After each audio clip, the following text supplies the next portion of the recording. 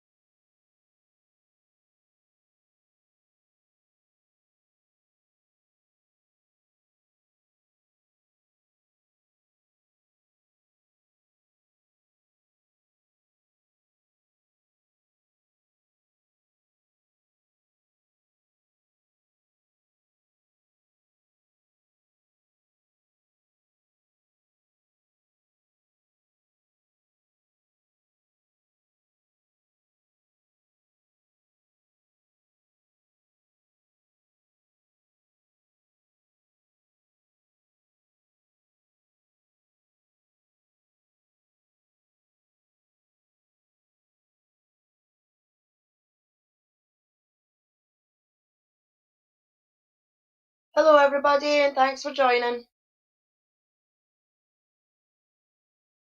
Hey everyone. Well, good day. Hello.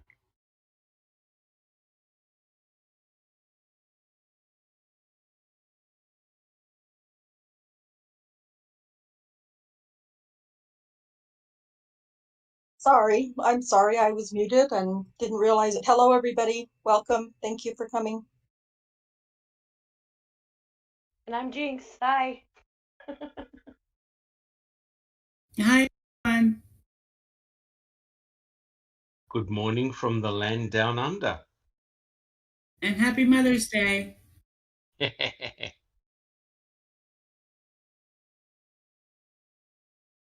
there. Happy Mother's Day.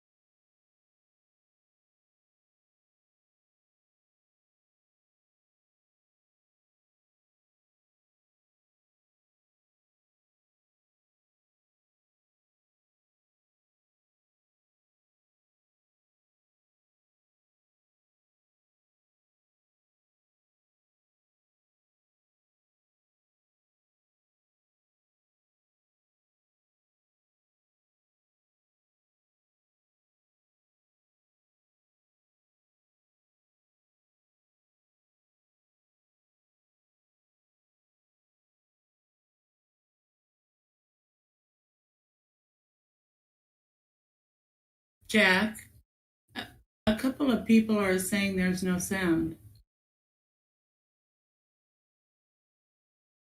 TTM Fangirl says sound is 0 from all, and somebody else said I can't hear Jack. Yeah, there's no sound. I've got it on my TV and there's no sound. There was sound, but there isn't now. Kelly says no sound. What? There was sound in the beginning because I accidentally had my YouTube video open and I could. There was a delay, so there was sound in the beginning. Darkside can hear me, she says. Yeah, there's a delay. There's a big delay. There's always a delay. We can hear the ladies. This is big. I've just heard myself saying what I've just said about the sound.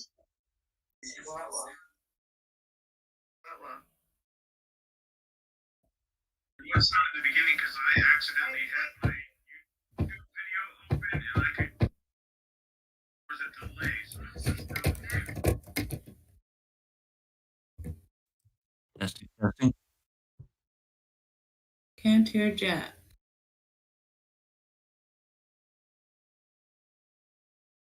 Can you We're hear me? working on it. Gala says he thinks you're muted, Jack.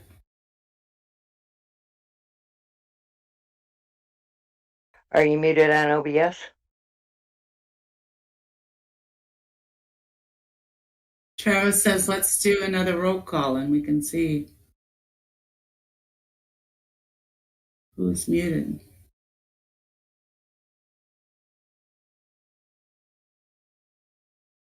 Jack, I reckon we do another roll call.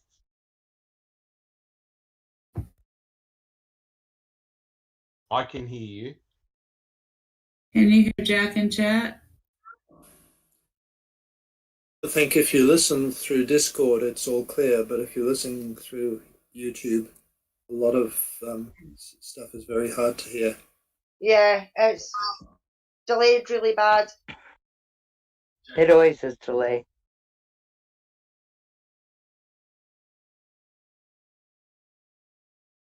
Yeah, it's not going through to YouTube because I can't hear it on YouTube. Travis, so Can you switch back to your old mic?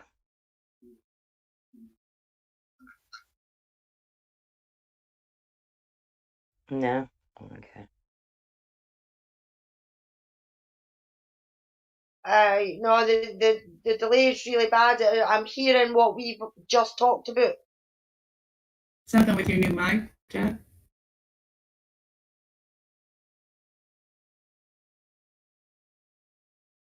No sound from him.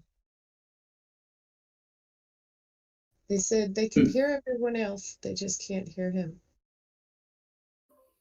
Jack, if your mic is okay on foul play, I think on Discord, I think it's highly unlikely that would be the reason for the problem going through Can to you YouTube. quickly maybe just try plugging in your other mic? Maybe there's something on there.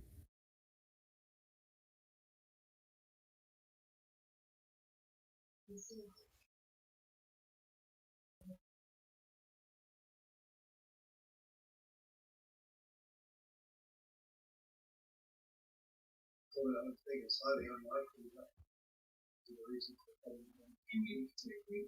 Says, are you sure it's not T1 pretending to be Jack? Dark side. Oh, sorry, that's funny. Yeah. Can you hear me? No? How about now? Well, we can hear you. I think Speak that should again, have Anybody hear Jack? I think that No. should have You're fixed it. crystal clear on Discord. I think it should be Says, are crystal. you sure it's not T1 pretending to be Jack? We got a few Jack, minutes to get to where. Jack, it might be worth you going out and coming back in. I think it Yeah. fixed it. Oh, wait, Jack, I heard you back. Try saying something. Testing They 1, can- 2, 3. They can hear you now, Jack. Okay, good. All right. Thank goodness for technology. I disabled my mic and then re-enabled it on OBS and it picked it up. I have no idea. Okay, I apologize for the delay on that. Who knows? So anyway, we're talking about, again, I know everyone probably didn't hear half what or none of what I said except on Discord. I'll do a short repeat. Basically, this all came about what we're talking about now with Denny suspects because of the Thomas Sowinski affidavit submitted to the Zollner submitted to the court and naming Bobby Dassey and an unnamed older gray bearded person pushing the RAV4 on Avery Road. And, you know, it brings about a lot of questions. If true, it really just blows the case up, in my opinion. I think everyone here would probably agree with that. I think, you know, personally, I need more from this person than just, you know, him saying so.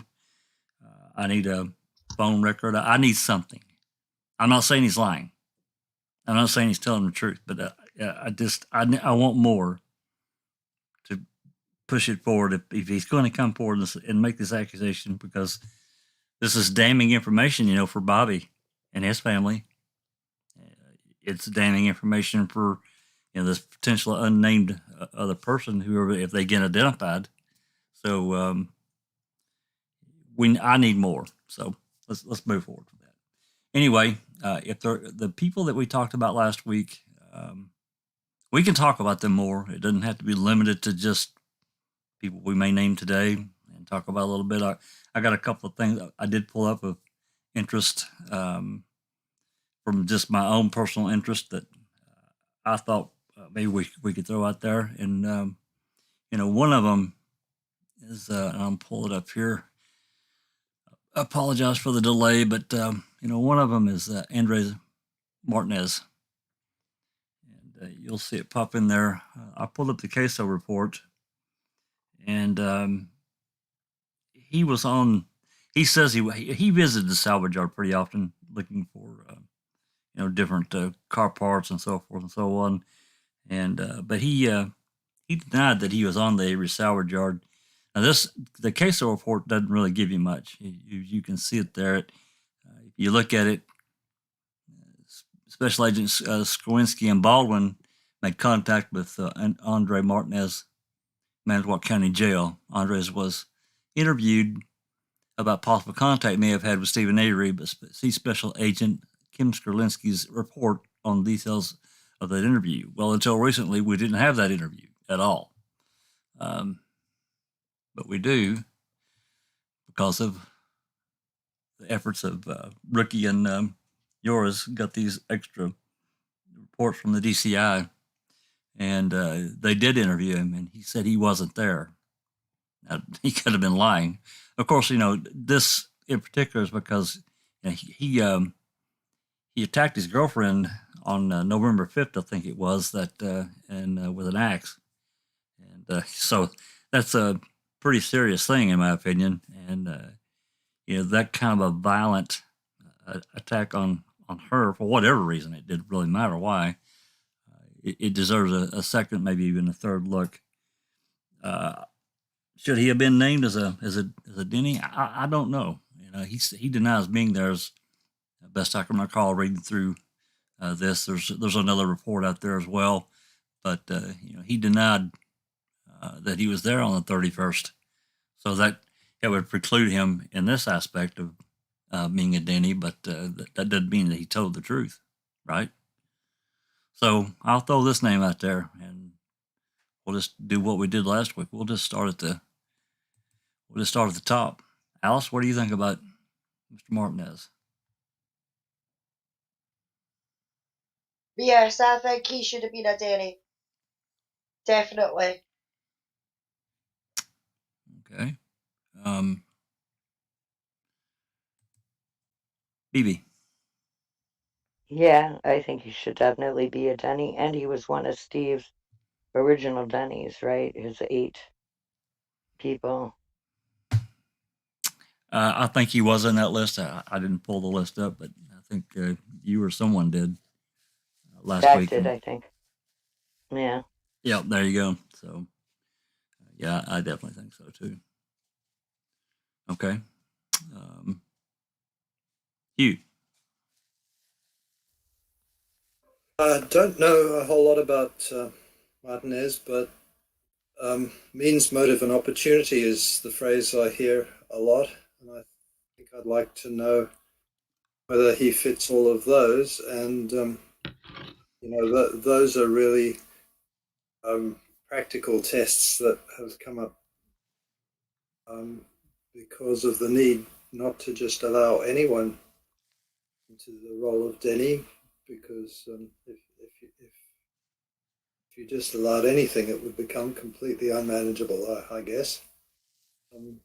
But yeah, does he have means, motive, and opportunity? I think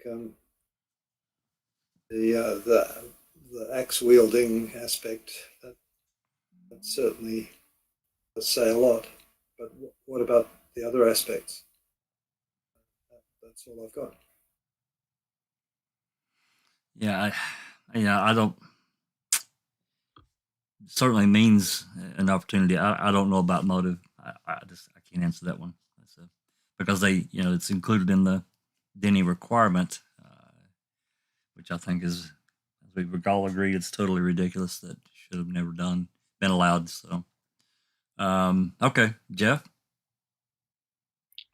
Yeah.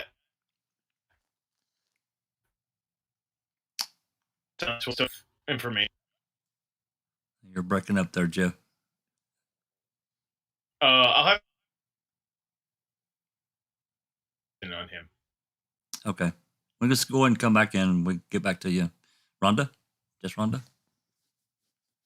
Well, I'm kind of with you on the MMO.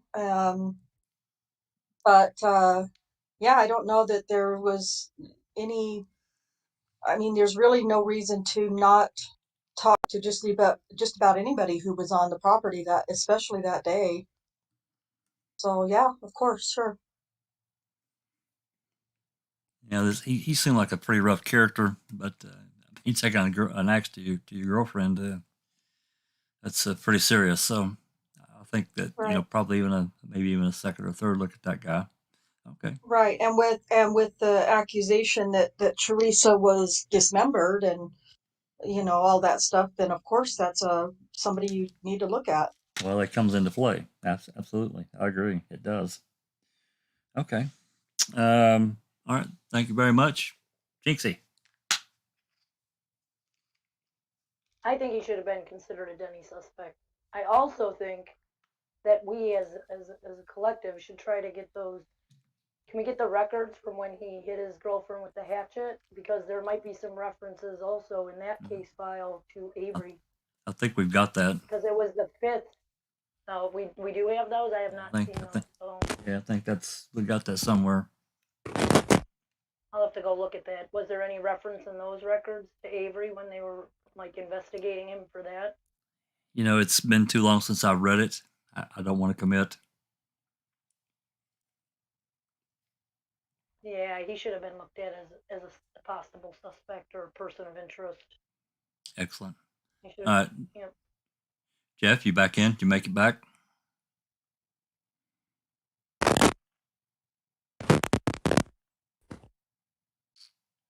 Oh, you're staticky. He's got a lot of static.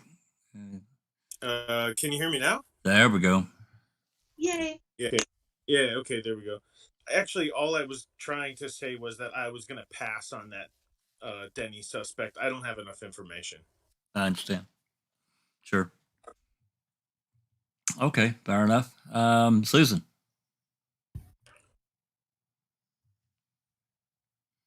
Yeah, well, he had the means, which is an axe, freaking axe. Opportunity, he was on the property that day.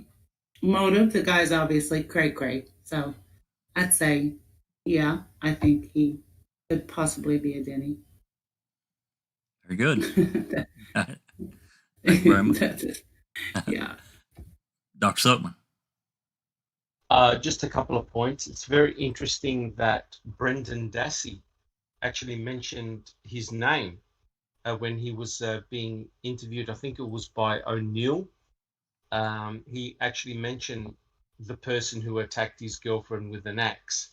And I think the officers were fairly dismissive of him. I just read the CASO report on Martinez. To tell you the truth, I think Martinez is an attention-seeking fruitcake. Some of the things that he wrote in terms of when he was interviewed by Mark Wiegert are pretty bizarre. Can I just read you a little passage Please from that report? I quote, Martinez also told us Stephen had shown him a little book which had Teresa's phone number in it. Again, Martinez stated Stephen believed Teresa was spying on him for a crime he was innocent of. So I think Martinez is making up a lot of stuff up and putting it all together. Whether he should be considered a Denny suspect, look, yes, I agree with everybody. Anyone that was on the salvage yard, considering that Martinez is obviously has a violent streak within him, should definitely be considered as a Denny. But then again, one has to find something that links him to the crime. I don't think there's any forensic evidence that links Martinez to the demise of Teresa Halbach. But yes, if you're doing a proper investigation, you should consider him as a Denny. I think it won't take too long to dismiss him as being involved in Teresa Halbach's death. Yeah, anyone that's read this, he has definitely got some issues. But anyone that knows about him, he was in prison. I think that it was in Kettle Moraine at the same time as Avery, one of the institutions. Yeah. So okay. He was also in with Brendan and told Barb one time that your son is innocent, right? Yep, that's right. Could be a mix of DNA on that axe, Teresa's and his wife's. He was definitely. I mean, you don't do that kind of thing. I mean, short of being just completely zonked out of your mind, or I guess I'm speaking from personal The timing experience. is interesting too because it's the 5th. It happened on the 5th. Was it before or after the car was found? Maybe he was trying to keep her quiet or something. It was after the car was found. Yeah, I don't know. Yeah, I guess it had to be because I think it was a little bit later in the day, and yeah, I remember reading the report, but it's been too many. It's been months since I've actually scanned that document at all, so I don't really recall all the details. I'd have to refresh. Can that be found on foulplay.site? I don't think so. I don't know. No, I don't think it's on there. It might be, but I don't know. I know I've got it, so I will share that with you later on. So I know I think it's got that. I've got that somewhere on a external drive. So okay.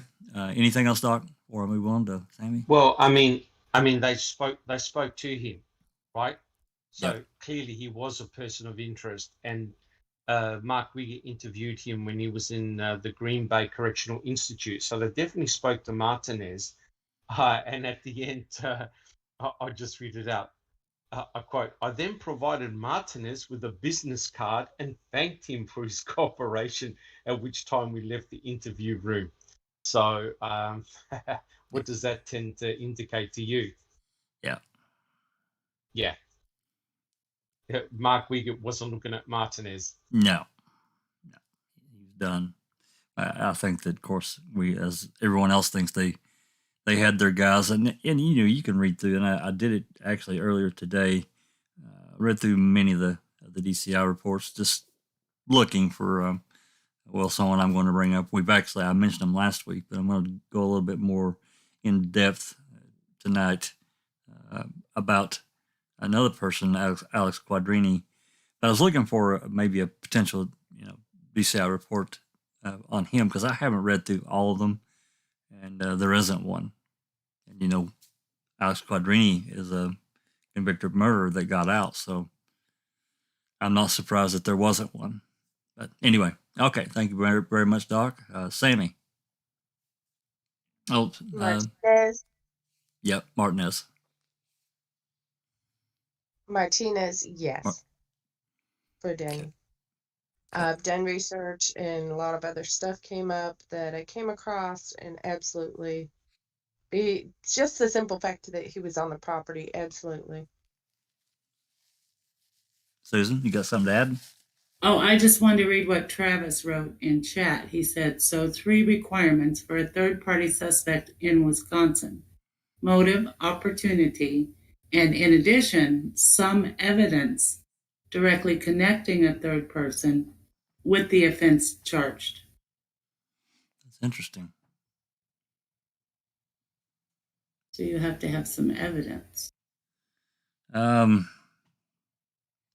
So that physical evidence, Travis, or they're making it impossible for anybody that they're trying to prosecute to stand up for themselves. Yeah, I did read something else in looking at Denny. I just did a little bit further review and trying to find out if there was an equivalent, like a in a federal case, if there was a federal equivalent, and if it was a rule or some kind of whatever in regard to Denny being third party. And from what I read, don't quote me. Maybe Travis probably will know more than what I'm going to say next. But it appears that Denny is unique in the United States. It's not as far as I could really find, and I didn't dig for like a long time, but it's unique to Wisconsin because of the Denny case that it blew up with that case back from the 80s. So that's interesting. And I'm guessing it is probably some kind of legitimate tendency. Yeah, I see where he's wrote there. So that's interesting. Yeah, Jack, it's essentially so that Stephen Avery or his attorneys didn't stand up in court and name 20, 30, 40, 50 potential suspects, Denny suspects, yep. Because otherwise the court case would go on for 6 months to 2 years, if you know what I mean. So absolutely. As Travis indicated, you need to have a high bar if you're going to name a Denny. So you almost have to have direct evidence linking that person to the crime. Otherwise, you could literally take out a phone book and name as many Denny suspects as you want. You could, and anyone that may have watched the practice back in the 90s, and you may have ran into 2000, they used to kind of pull that kind of thing in the courtroom. They would plan B someone. They would plan B someone, and all of a sudden they're naming off somebody that really wasn't named as a suspect at all. So yes, so you may actually have a very good Denny suspect, but if it doesn't suffice the Wisconsin rules and regulations, it's not going to cut the mustard. So even though you have potentially a good Denny, it's a very high bar that you've got to uphold before the court will consider that individual a true Denny. Right. Well, I think that I don't know. I just got the feeling from everything about Willis that he wasn't going to consider anyone, even though he did do the hearing, the motion in January there of 2007, and of course it was private. It was in camera thing. I never got the feeling he was ever anywhere behind looking at allowing him to look at any other potential persons on their list. So, and as we come to find out now, there probably should have been someone else looked at least according to Sawinski. So, yes. All right.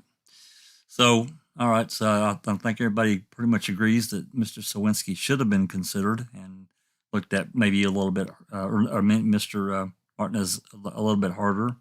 So, if no one else has got anything on him, I'm going to move on to my next person. Nothing to say.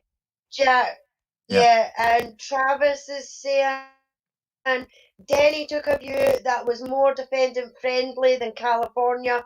The Green case in California required substantial evidence of a direct connection. Jeff is correct. Wisconsin went with the lower standard of evidence. And then Graham Moss is asking, this witness that says he saw Bobby and the unidentified man pushing the RAV4 down Avery Road, if it's true, it puts a spanner in Andy Colburn's case, don't you think?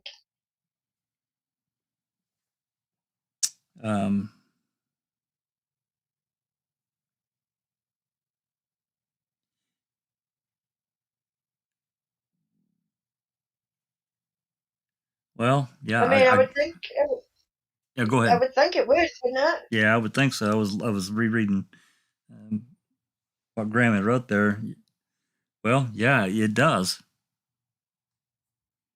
Because there's just all kinds of problems with that.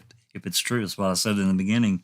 If it's true, it just absolutely, it just goes all over the case because everything was built around that RAV. everything flowed from that RAV from the time it was found. So I tend to disagree, actually, because well, if put it this way, if Colburn was standing in front of the RAV when he called in the plates, we don't know what happened to the RAV on that date compared to the 5th, right? We have no idea where it was, where it went, and we don't know how these two gentlemen got their hands on the RAV if what Sawinski is saying is indeed correct, right? And I agree with you, Jack. You need to make sure that that observation can be corroborated, because it's a case buster, put it that way. But to say that Colburn's potentially calling in the plates, I don't think you can discount that. I don't, because we don't know. We actually don't know what happened to the RAV4 between when Colburn allegedly called in the plates to when these two guys were pushing the RAV onto the salvage yard. We don't know what happened. We don't know what the connection is between law enforcement and the two guys pushing the RAV, if there was any type of connection. So I think at this stage, to be safe, put all the cards on the table. Don't take any out. Right. Here's a scenario. Colburn called in the plates on the 3rd. Let's say they watched the vehicle then for several days to see who would come and move it. That way they could actually use that as leverage to frame Avery. So it doesn't really discount, Colburn still could have called in the plates and saw it sitting where it was. And that is a legitimate scenario, correct? Yeah, because he, as we all remember, he left in his own vehicle after that meeting, right? On the 3rd. I'm not saying that that's what happened. I'm just saying that. And we know the plates were found separately from the RAV, so he could have just found the plates. I don't believe that, because the plates were folded in a trifold or whatever, which means he would have had to open up the plate to see them, to read them. And he was also able to recall the year and model of the vehicle. So he had to have the vehicle literally standing in front of him. Yeah, it's that whole scenario is the call that he made into dispatch. It really opened up a big can of worms, in my opinion. I don't know. That's just the way I see it. But yeah, I don't know. It's a tough one, but definitely, Martinez definitely, I think, should have been looked at a little harder than he was. I'm trying to get this other to pull up here for our next guy, and it's not wanting to cooperate. Why is it not cooperating?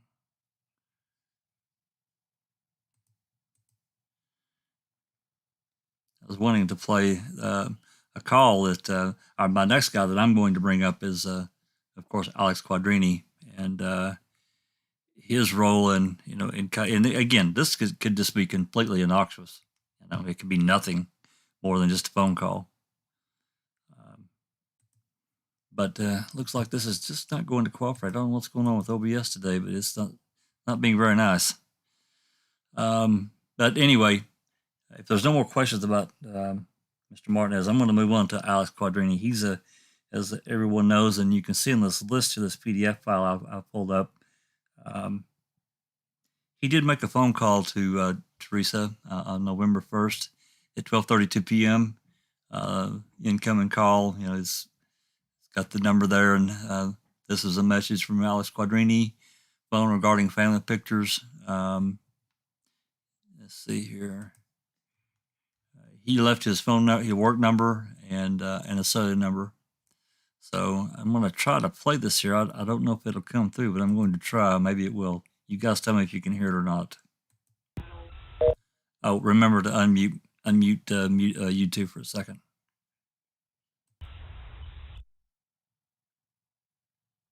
Hey, Teresa, this is Alex Quadrini. If you could give me a call, wanted to talk to you about doing a Margot wants to get a family picture done before the holidays. If you could give me a call, either here at work, 336-4934, or on my cell phone, 562-1840. Thank you.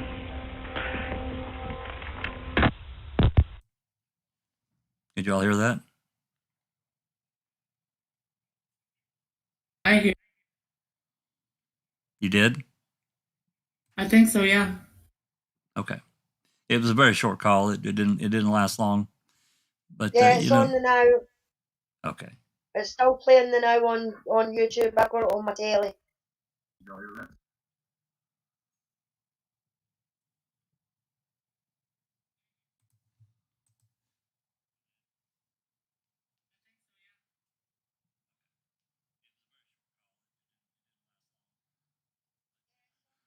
Yeah, because of the delay, I can't tell when it's over. It's off on mine. Me, Jack. Yeah, over. Okay. I apologize for that. They're saying loud and clear. Good. I don't know why it wouldn't pop up on the screen, but it wouldn't. But, this guy, right, wrong, or indifferent, he did murder someone. And, I guess I have a little bit of a hard time saying, we definitely should have a really hard look at this guy. But at the same time, I really don't, because, he did commit this murder, and he did, this is direct contact with Teresa. And I don't care how you slice it. Travis is asking to play that one more time, and I wouldn't mind hearing it again, too. Okay. Just 1 second. Let me pull that back over here.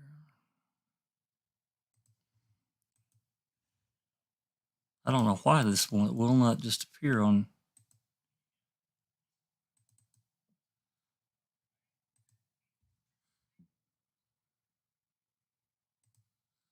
Maybe to pull up now.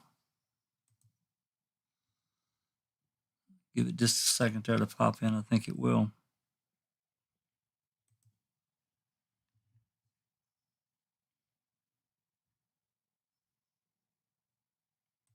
I have to go back just a tick here.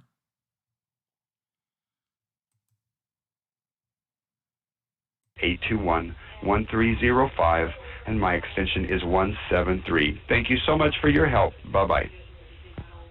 Here it comes. Hey, Teresa, this is Alex Quadrini. If you could give me a call, wanted to talk to you about doing Margot wants to get a family picture done before the holidays. If you could give me a call, either here at work, 336-4934, or on my cell phone, 562-1840. Thank you. If you could give me a call, wanted to talk to you about doing Margot wants to get a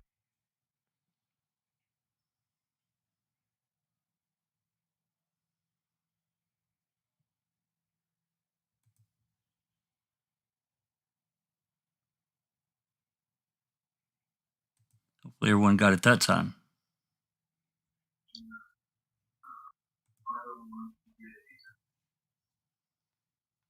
That's it done. We good? Everybody get that? Yeah. Good. So, like I said, this guy, he did have direct contact, and I don't recall his this person that he, I think he said Margot. What is his background with the murder? He, I'm pretty sure that he was in the military. I'm going off memory here of many moons ago. I can the article. He goes, "If you got it handy, please do." So, I mean, did he do I put him in a long sentence for this murder? Or? Sailor charged in motel strangling, May 20th, 1980, Kenosha, Wisconsin. A sailor from New York City was accused Monday of strangling another sailor whose nude body was discovered under a bed in a motel room where the victim had registered for 2 persons Saturday. Alex Quadrini, 19, was held in lieu of $50,000 bond, charged with first-degree murder of David Leverett, 19 of Topeka, Kansas. Kenosha County authorities said both young men were assigned to Great Lakes Naval Training Center in Illinois and were on weekend passes. Officials said Leverett arrived by taxi and checked in at the motel. His body was found Sunday by the motel proprietor. Padrini was taken into custody in the taxi shortly after checking out. Authorities said a court hearing was scheduled today. And do you want me to read the other one? Yeah, if it's got the There's one length of from time. October 19th, 1980. Sailor is given life sentence, Kenosha, Wisconsin. So he got Alex Padrini of Mamaroneck, New York, a sailor who had been stationed at the Great Lakes Naval Training Center, was sentenced Saturday to life in prison on a charge of first-degree murder. Quadrini, 19, was convicted of the May 18th strangulation of another sailor, David Leverett, 19, of Topeka, Kansas, in the Kenosha County.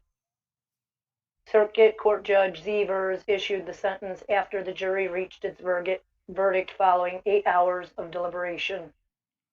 So he had a life sentence, and then he got out in like 1997. I'm not exactly sure why he got out, but he was doing like That's 17 years he or was doing less. good things, like he would go and give talks to kids about murdering someone and stuff in the high schools and stuff, and he got out. I think he got out around 97. So he only did like 17 years of a life sentence. Yeah. Yep, he did get out way early. And then there's actually a connection between Quadrini and some of the girls that were found on the property by on the southwest corner of the property when the day the car was found. Yep. I believe he's related somehow. Margot is the sister of Aubrey, I think. Aubrey Walichek. I don't remember how to say her last name.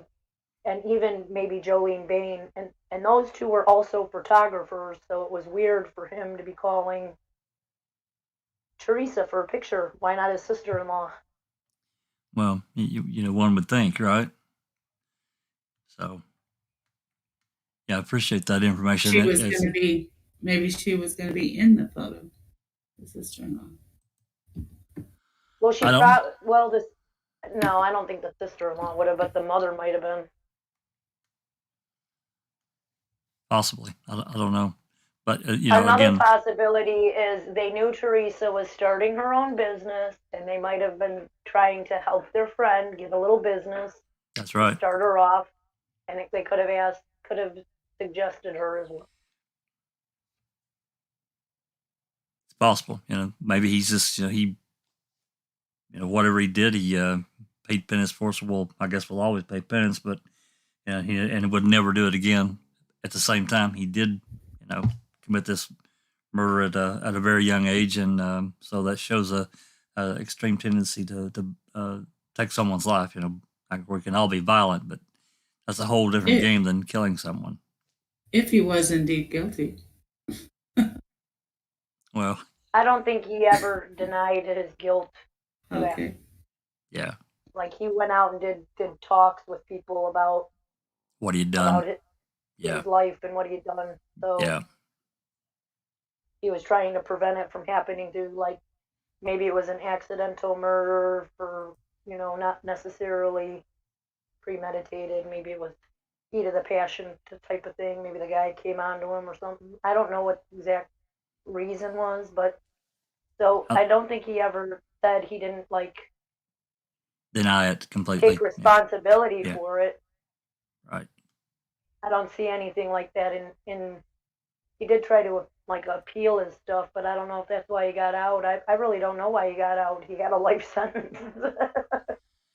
Maybe it's something we should look up. I don't remember. I remember there being you know, when we got the phone calls that and found this out that there was a lot of scramble to get information on the guy, and I remember TikTok Manitowoc did a lot of the initial looking into the guy, but I can't remember the circumstances as to why he got out so early. You may have nailed it there because of the of the speaking to kids and showing remorse, but seemingly like there was something else tied to that. I can't remember what it is. I really don't know. But nonetheless, in my opinion, even with all of that, I still think that this is a kind of an odd connection, and it being to one of her close friends. Maybe he was. Maybe they were just trying to throw her some business. Then again, maybe there was something else that we're just unaware of facts because it wasn't investigated. So Well, it that's it. definitely should have been investigated. Huh? He is a murderer. Huh? Calling her phone. Yeah. Anyway, with that said, Alice, yay or nay on Mr. Quadrini?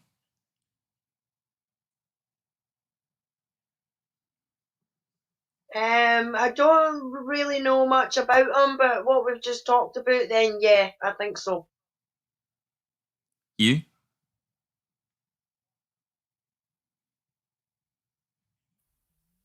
Sorry, Jack, I was distracted. I'm not up on where you're at the moment.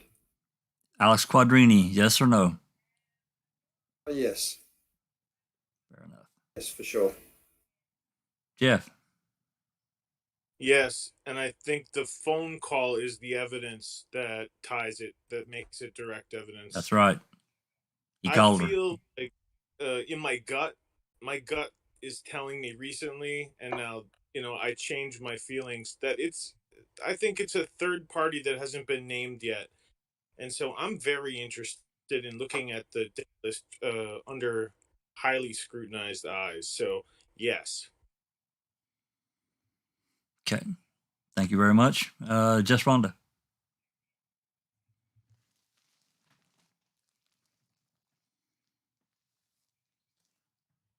You're back muted again, Rhonda.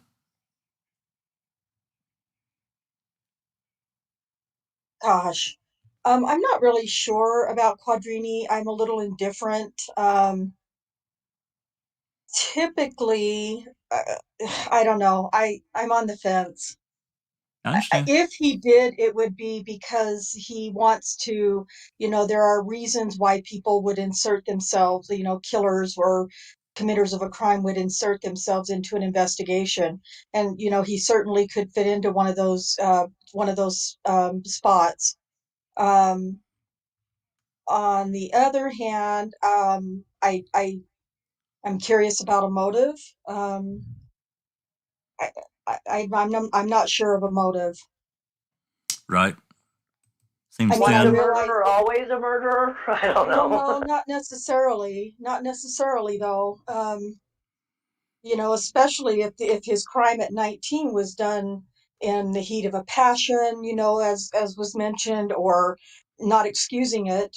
Murder is murder, but but then again, that could also play into, he's got a quick temper, and if he was in prison for however many 17 years, well, then we may not have what is his prison record. Well, it must have been pretty impeccable if he was able to get out after 17 years. But I would think there would have been some sort of violence in prison, that would make me think that maybe he would be capable of committing another murder, and here's the other possibility. Maybe he's committed all sorts of murders that no one's even found out about. So I don't know. I'm just really on the fence about him. I understand. Yeah, it's because they did let him go after 17 years of a life sentence, so something definitely transpired that I think that we're probably unaware of. So I think that I don't have an issue with it. I just think that the direct connection to Teresa, it does lend itself because of his past. I'm sorry, it does. But Right. thank you. Yep, thank you very much, Jinxie.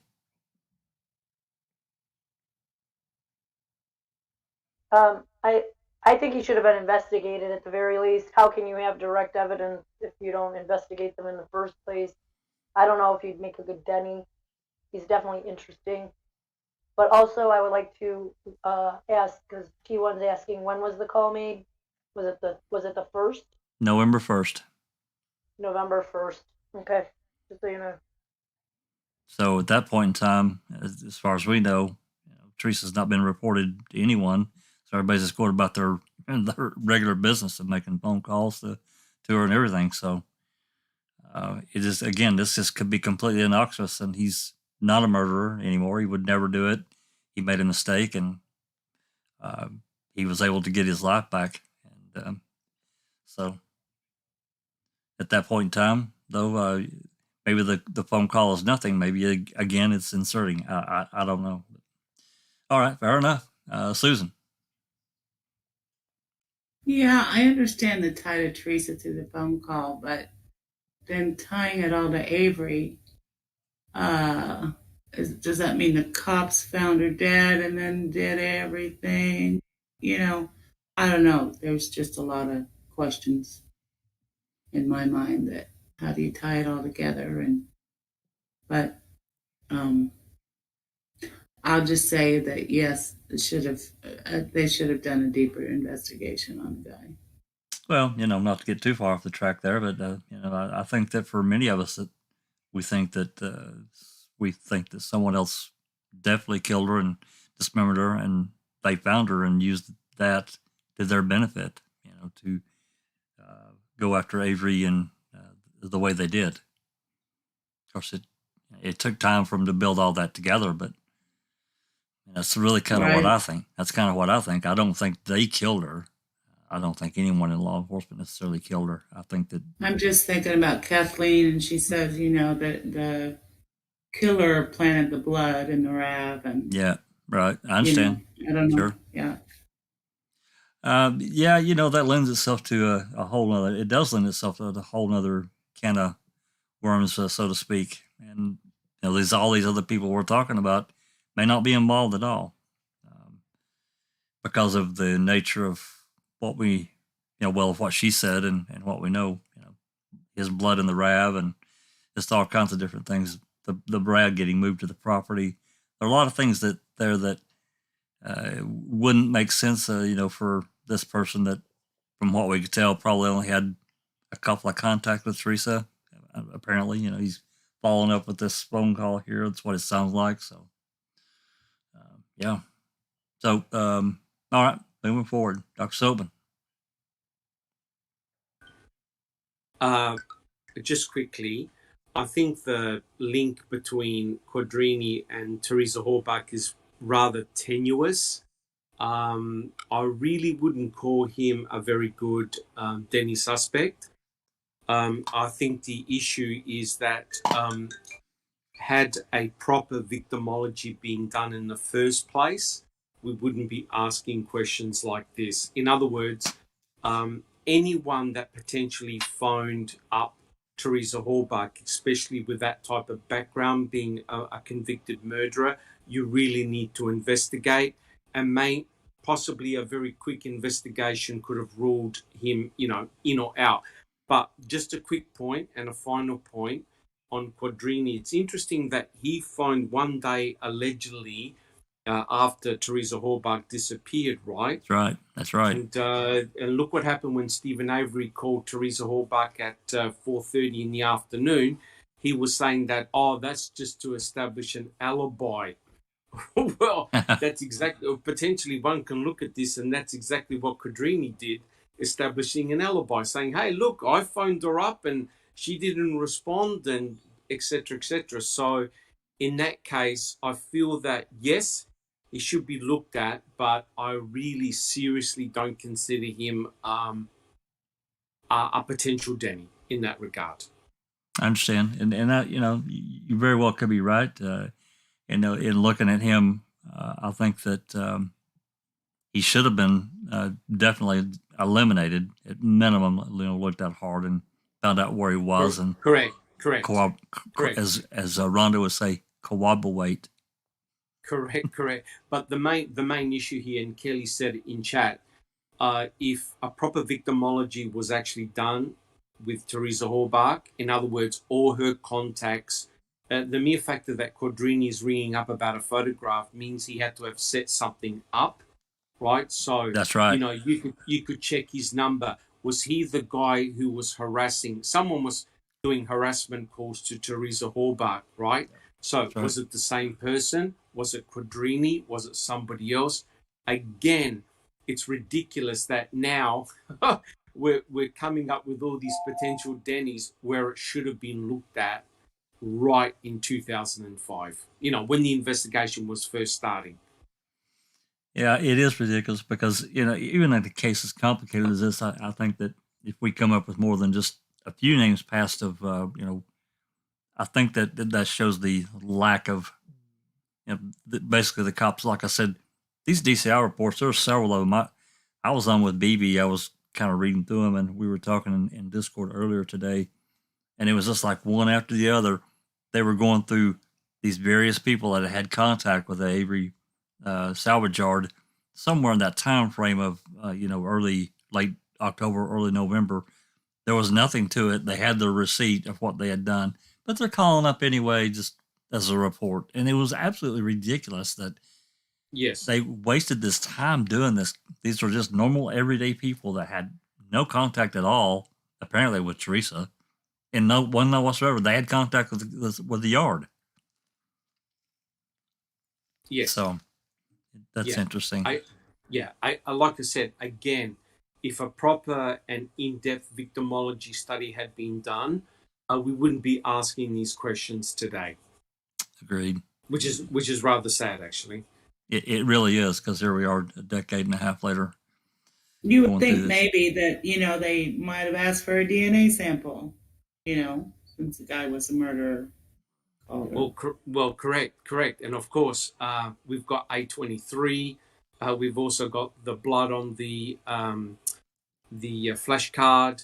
A13. So, A13. So potentially there is forensic evidence that could indeed point to a third party.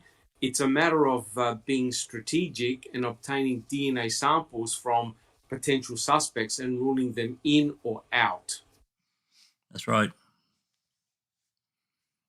Well, as I'll say this as a side note, you talked about the other day about Bloody Lies, the John Farrack book, and I streamed.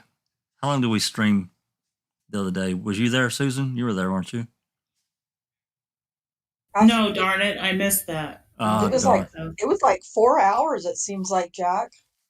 Yeah, in that case there. Half of it. Yeah, we that's right. We did listen to about half of it, and the interesting thing in that book that, and I highly recommend anyone getting it, even read the book or get it on Audible. I read it back a few years ago, and then recently I got it on Audible. I think Doc is reading it right now. Are you finished with it, Doc? No, I'm about just over halfway. Oh, and it's a brilliant book, absolutely brilliant. But you know what? I'm going to shut up and just let you tell the complication, just how complicated it is, without you knowing that. I've read it all. I know really kind of where it goes, but I'll just say very, very quickly, it involved the double murder of Wayne and Shamon Stocks, and this occurred in Nebraska. And essentially they were trying to look. It was a horrible, senseless double murder, and essentially the investigators were trying to work out potential suspects. And what had actually happened was various family members mentioned specific names to the investigators, and one of the persons that they mentioned was a guy called Matt Livers. And the reason why they put his name forward was because he had an grievance with both Wayne and Shamon regarding a potential inheritance. Money. So money was the motive. Yeah, they were pretty well to do. Yeah. Oh yes, they were multimillionaires, but they lived fairly low key. Like they didn't make it known that they were very, very wealthy. And it's very interesting that the family members put forward Matt Livers, who's the nephew of both Wayne and Shamon Stocks, to say, hey, look at this guy, because he's had this beef with both Wayne, with his auntie and uncle, regarding money and inheritance, etc., etc. And so the investigators, one of them was called Earl Shenick, called him in, right? And The problem with Matt Livers is that he's got an IQ, the same IQ as Brendan Dassey. That's right. Around about 70. And so when they interrogated Matt Livers, he was being interrogated for a total of 7 hours. And of course, they used the Reed technique on him. And then they started badgering him. You did it. You're responsible. You killed your auntie and uncle, etc., etc. Come on, admit it. And then what the investigator did was he actually walked through the crime. And believe it or not, Matt Livers agreed that he had done this, he had done this, he had done that. He had actually admitted to the crime. And what's bizarre was the investigators knew that he didn't commit the crime single-handedly, right? There was another person in the room, in the bedroom, where the double murder took place. And then out of the blue, Matt Livers goes, yeah, my cousin, Nick Sampson. Just offered him up. Just offered him up. Yep, he just offered him up. And of course, 10 police officers go and arrest Nick Sampson at his workplace and drag him in. And he goes, hey, I've done nothing. I know nothing about this. But the important thing about what Nick did, he actually hired an attorney, right, to act on his behalf. Immediately. Immediately. Poor Matt Livers was there by himself. He completely denied any knowledge at all. But however, the investigators, especially Earl Shinnick, used the Reed technique, and eventually that poor guy broke. And Matt Livers said, I only told them that I was involved because I wanted to go home. Yep. I'd broken my will. And you know what was incredible? One day later on tape, Matt Livers recanted his story. Right? How familiar is that? Yeah, he recanted his story, but his attorney only found out, wait for it, 6 months later. Yep. So both Matt Livers and Nick Sampson got arrested for double murder and were facing the electric chair. Now, I'm not going to spoil the rest of it, but I'll tell you what, if you thought the Stephen Avery and Brendan Dassey cases were bizarre, this case here it's just got all the twists and turns in it. Look, put it this way. If the investigators didn't find out who actually did commit the double murder, it's likely that both Matt and Nick would have faced the electric chair. And that's with the Reed technique, it's just case after case after case. Correct. Of false convictions that you hear this exact same scenario. Yes, correct. If you remember, they what they did, they called him back down there, and he goes, he wants to help the cops, and he wants to help the cops, and because of his nature, and they give him a polygraph. He agreed to do a polygraph, and they said he failed it. Yeah, they leave the room, and they said they need to discuss it amongst themselves, and they come storming back. They made their little plan to go really hard at him because the prosecutor was under enormous pressure to solve this case or to get, whatever. And so they go storming back in there. You failed this damn polygraph. You failed. You lied. And then that's when that investigator, he basically led him through the crime. Yes, but he did. There's another thing, part of that, they mentioned there was a window that the screen had been popped and the window had been opened. Correct. And they ignored it. They ignored it. They completely ignored it. They said, no. The killers went through the front door. But there's a window that's been jemmied open and put on the ground and cut open. Oh, no. It's got nothing to do with the crime. Right. I know the podcast isn't about that, but it goes to show, and that's what the relevance here is, what happens when an investigator has got tunnel vision and investigator bias. And no joke, if you see the documentary, Earl, to this day, Shinnick still believes that Matt and Nick killed their uncle and auntie to this day. Even though there was no forensic evidence tying those two, to the killings, and all the forensic evidence tied to both Jessica and Gregory, who happened to be from Wisconsin, right? That's right. The investigators still would not believe in their innocence. And you know what? That's exactly what happened in 1985. You look at people like Couchet, Peterson, who still believe that Stephen Avery had sexually assaulted Penny Penny Bernstein. Bernstein. That's right. And that goes to show how crazy this case really is. That, you know, in that case, you know, it gets even a little bit crazier because there's a shift away from what the investigators in Nebraska, and it shifts to these investigators in Wisconsin. And it's really where this case takes a massive turn. It's like you said, twists and turns. Oh my God. Oh my God. And it does. And for anyone who's interested in this case, I really recommend that you do read the book, because the parallels to what happened in Nebraska is exactly what happened to Stephen, and potentially even more to what happened to Brendan. It's interesting that both Matt Livers and Brendan Dassey had the same IQ.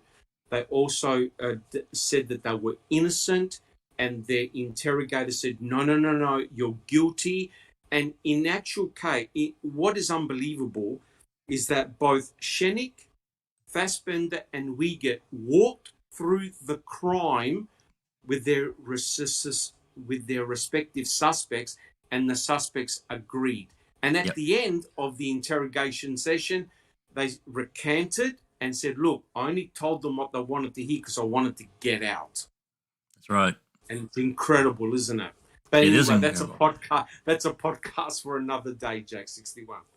Yeah, you know, I think that, you know, maybe once everyone may have had a chance to read this particular book, it's probably worth talking about, because it is I was blown away by the case. I mean, I like Ferrick anyway. I think he's a really good investigative reporter. Yes, but the sorry, Jack 61. The intrigue in this particular case is that the two actual killers confessed, and they said that they were the only ones involved in the double murder. And can you believe that the investigators refused to believe the actual killers? Yep. They refused to believe the actual killers, who said, no, there was nobody else. It was just us two. The investigators said, you're lying. Because, of course, Shenick and Lambert put those two guys, Matt and Nick, in prison. That's right. And they didn't want to admit that they'd made a mistake. Huge mistake. And of course, we've got David Kofed, the CSI tech, who planted blood, right? And now look at that case. Look what happened to Stephen Avery. Oh my God, the potential similarities are off the chart, right? Off the chart. Absolutely agree. Thank you for that. That was a good way to let people know what that case is about. It's definitely a good read. I highly recommend it to anyone that's interested in the true crime genre, so to speak. It's excellent. Awesome. Yeah. I'll be back in a sec, Jack. I'll be back in a sec. Yep. So, okay. Well, we went through a couple of gals here. And what I'd like to do, instead of me just sitting here naming people and going down a list, what I'm going to do is let people think about it for a minute. Maybe you have, while we've been talking about this other case. And just open it up to, you know, everyone here in Discord, anyone out there who, if there's anyone that we have mentioned, or maybe someone that we really haven't talked about that much, that thinks really deserves to be on this list of Denny's that, you know, Kathleen's put forth. Let's talk about that. Kathleen's put forth a couple of people, and she's really focused pretty hard on Bobby. She focused on Ryan and Scott. That was clear from some of the filings. Again, we're not saying these people are guilty by any means at all, but means and opportunity. I don't know about motive, and I think that's kind of a wild card. But, you know, a connection, as Travis said, you know, there has to be some connection to Teresa from these people. Okay, so we know that Bobby did have a connection. He was there when she pulled up. There's also, I think, in one of the filings that Zellner did, she talked about that Scott was also there early in the day, and I don't remember which filing that was. That he was there as well. We can only base what we're talking about loosely on what she said there because we don't have any direct proof of that. But there it is. So, with that said, I'm just going to, if there's anyone here in chat that wants to say a name, let's go for it. I fell asleep last week, so what were the ones that you talked about last week, out of curiosity? Oh, well, we talked about, definitely talked about Scott and Bobby. We talked about Earl to some degree, Chuck to some degree. Who else did we talk about, guys? I didn't go back and re-listen to all the names that I threw out there. But I don't know, but we haven't talked about the German, right? We have not talked about the German. Siegfried. No, we have not talked about him. I sure would like more information on that. What about George Zipper and Jason? Imagine if Siegfried's wife, if Jerry and Dean had her on the stand telling her story. What was her name? Eva? Is that right? Eva, yeah. Yeah, I just, Zipper. We didn't really talk. I think Zipper came up. Yeah, we didn't really talk about them too much, but I think they were mentioned. But she was a stop, or he was a stop. She was the last stop. I just listened to a phone call between, I don't know, two officers where they said, well, we're thinking she went to Zipper's last. Yeah, that was until we find the car. That was Remaker. That was Remaker and Wiegert. After the initial investigation. Well, cop talk works. That's what we're thinking now. But new evidence can always change our thinking. I think. And then voila, we got something else to do. The boss had to change a plan. For me, my vote is to really take a look at Zipper again. Okay, well, I'm okay. I'm talking about. Go ahead, you. Something to be said about means, motive, and opportunity is that whole idea breaks down if the police don't do their job, or worse, if they display purposeful blindness, or worse, if they conceal. And they've done all. They've gone to that third level with the German, and they've gone to that probably to that third level with Sawinski. So that really makes me very interested in the German.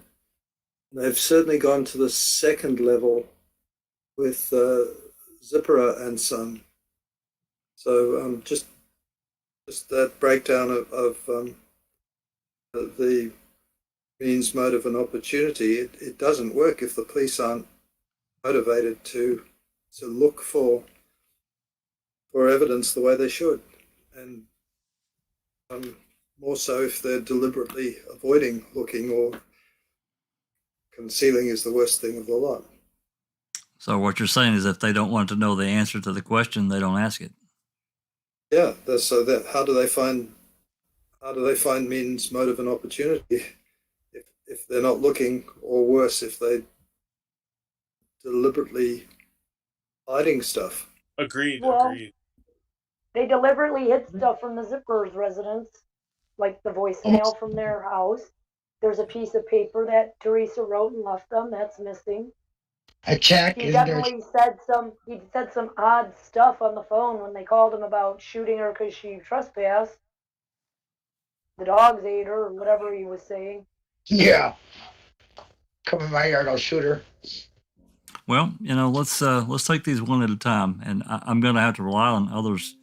I remember some things about the German, and one specific thing I remember about this alleged bloody clothing and so forth that was found in the barn. Is that right? Am I saying that right, Hugh? Yeah, I believe so. Weren't they underwear? I want to say yes, Jinx, but I can't remember for sure. I believe they were women's panties. Yes. And it was disputed as to whether they were child's or adults. It was more than underwear. It was more than underwear. Oh, it was. Cans, lighter fluid, the crib, a whole lot of stuff that should be logged in evidence, and it all has disappeared. And the behavior was very strange too. Wasn't there also some like porno, pretty hardcore porno magazines? Yeah, but Eva threw those out, I believe. So that wasn't evidence. Okay. Evidence that was given to the police, but stuff was taken by the police. Disappeared. Or it might be logged in under a different report for their domestic issue. Come on, Jinx, they would never we know do how that. they do things. They would never. They would never As change far as the the evidence defense name goes, or it the would- name of the case. Case number. I'm going to say top shelf for me that the zipper would be, motive. I don't know. Motive. His motive was anybody on my property is a target, right? Yep. Well, I mean, that whole encounter there. Let's finish up with the German first, with what we know, because that's okay. Is there any direct connection to him being at the yard or meeting Teresa at any point in time? They lived pretty nearby, did they not? I thought they were moving nearby. That rental somewhere house, in yeah. Maribel. Moving there. Uh-huh. Which that He place said- burned down. According to Eva, he said she's dead. So he's referring to her as But who is she? Teresa. Teresa? Yeah. Okay. Didn't he say to Eva something about seeing Teresa or? Gosh, I can't remember. He puts himself in the situation, possibly with his wife. This is the house on 47. The German house, the one that was up for rent, across the street from the restaurant. Yeah. It sounds. I'm pretty sounds sure right, that was but I'm- someone Yeah. they were renting. Yeah. Yeah. And it's in Maribel, not far from the Maribel Fire Department. Highway 43. And who handled the fire there? Paul Rabbis, the tow truck fire chief guy that was on Avery's property. That's where they found the cherry Pepsi cans and a CD stereo player. Oh, interesting. And that's why they said that there was someone was making a connection with the cherry Pepsi in the RAV. Right? Correct. Yeah, there's just details that I read about them so long ago, and haven't really considered too much of the German, right, wrong, or indifferent. I think it's so interesting how Graceback put that in his book. Yeah, it is interesting. Yeah. Yeah. Was he doing? You have to kind of ask yourself, did he do it to lead the trail somewhere else? I don't know. Yeah. Maybe. I think we can say pretty surely that whoever it was definitely tried to lead the trail somewhere else. Well, there's definite red herrings. There's no doubt about it. But right. I'm trying to think of. Well, I'm trying to think of what there were some other things that happened, and maybe you can remember after all this was said and done. Wasn't the German? Wasn't he forced out of the country, deported? There was a whole lot of weird stuff that went on. I didn't want to go too much further without mentioning that there was a lot of weird stuff involving the move from one house to the other. But somehow the German was managed out of the picture to somewhere over in Washington State. Yeah, they drove him up to where Eva was living, and she had a restraining order against him, I believe. But they made her And take charge of him because he was here on a visa, Visa. yeah, which had he was expired. I don't know. It's all actually taken by the police to where she lived. yeah. That And is so she was strange. kind of hiding out from him. Yeah, she was afraid of him. Yeah. So the local police delivered him up to her door, despite the restraining order, which is just Very strange. crazy stuff. Yeah. It is strange. Well, I And mean, his behavior was strange. I seem to remember something about him sitting in the road crying. that I don't remember. I'm not certain that it was in the road or by the side of the road, but yeah, he was a whack job, as we say. But now his connection to this Avery salvage yard. Now I'm remembering, and I can't remember where this came from. He was on the yard at some point there in that time frame. He admitted to being on the yard, Avery salvage yard. Yeah, I think so, but I can't claim to be an authority. I was just hoping that we'd get some further stuff on him from Procedurally Barred, who put up a couple of excellent videos about the German. Yeah, it would be good to see more as a for connectivity, or to completely rule him out one way or the other, because it's definitely a strange entry. I guess it's kind of a strange entry from his aspect, because there's odd acts and all this other stuff, and there's a real lack of evidence. Whereas on the zipper side, it's another odd entry, and we do have a lot of, at least conversation wise. So okay, well, maybe if something comes a lot of that at a later date, then we can talk about it further. Yeah, just to mention this incidentally, for people who are interested, I believe Emma has started to reappear a bit on MAM Gossip Group. Okay, well, I know she's as much an authority as anyone, so yeah, she knows a lot. She was part of the Procedurally Barred team. Yeah, she's very good. But we can move on to the zippers, and my personal feeling about the zippers is that, as I've said many times, it was the weirdest damn thing, one of the weirdest things that in the case, because it was just strange from beginning to end, the entire encounter, even through Joe Ellen's testimony. So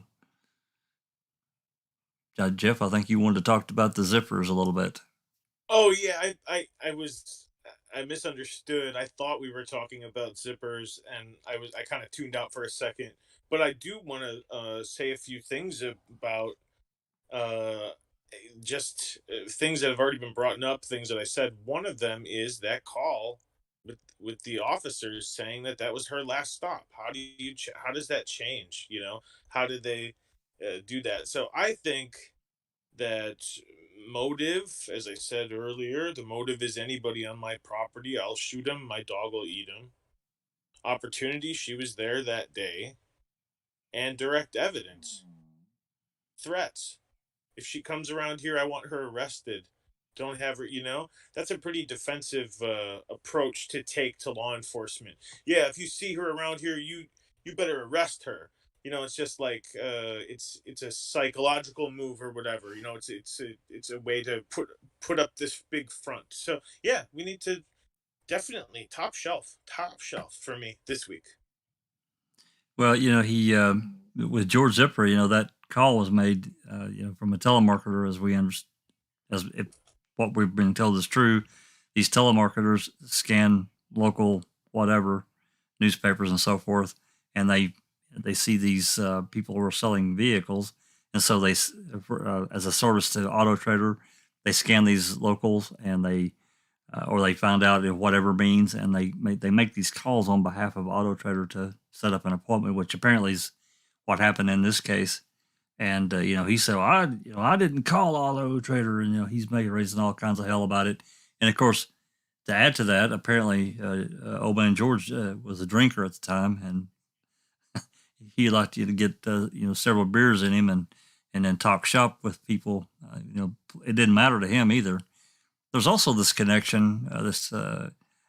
Maybe Jinx can talk about it, or those that maybe know a little bit. So I'm not hogging the microphone here. This connection between George or his wife and to Jean Cachet. Remember that, Jinx? This connection that they're supposed to be friends. I don't ever remember finding that actual connection anywhere. Well, I don't remember. I've heard about it. Yeah, I don't remember. I know I heard about it, but I don't actually remember seeing the evidence proving that. There are a lot of zippers in the area.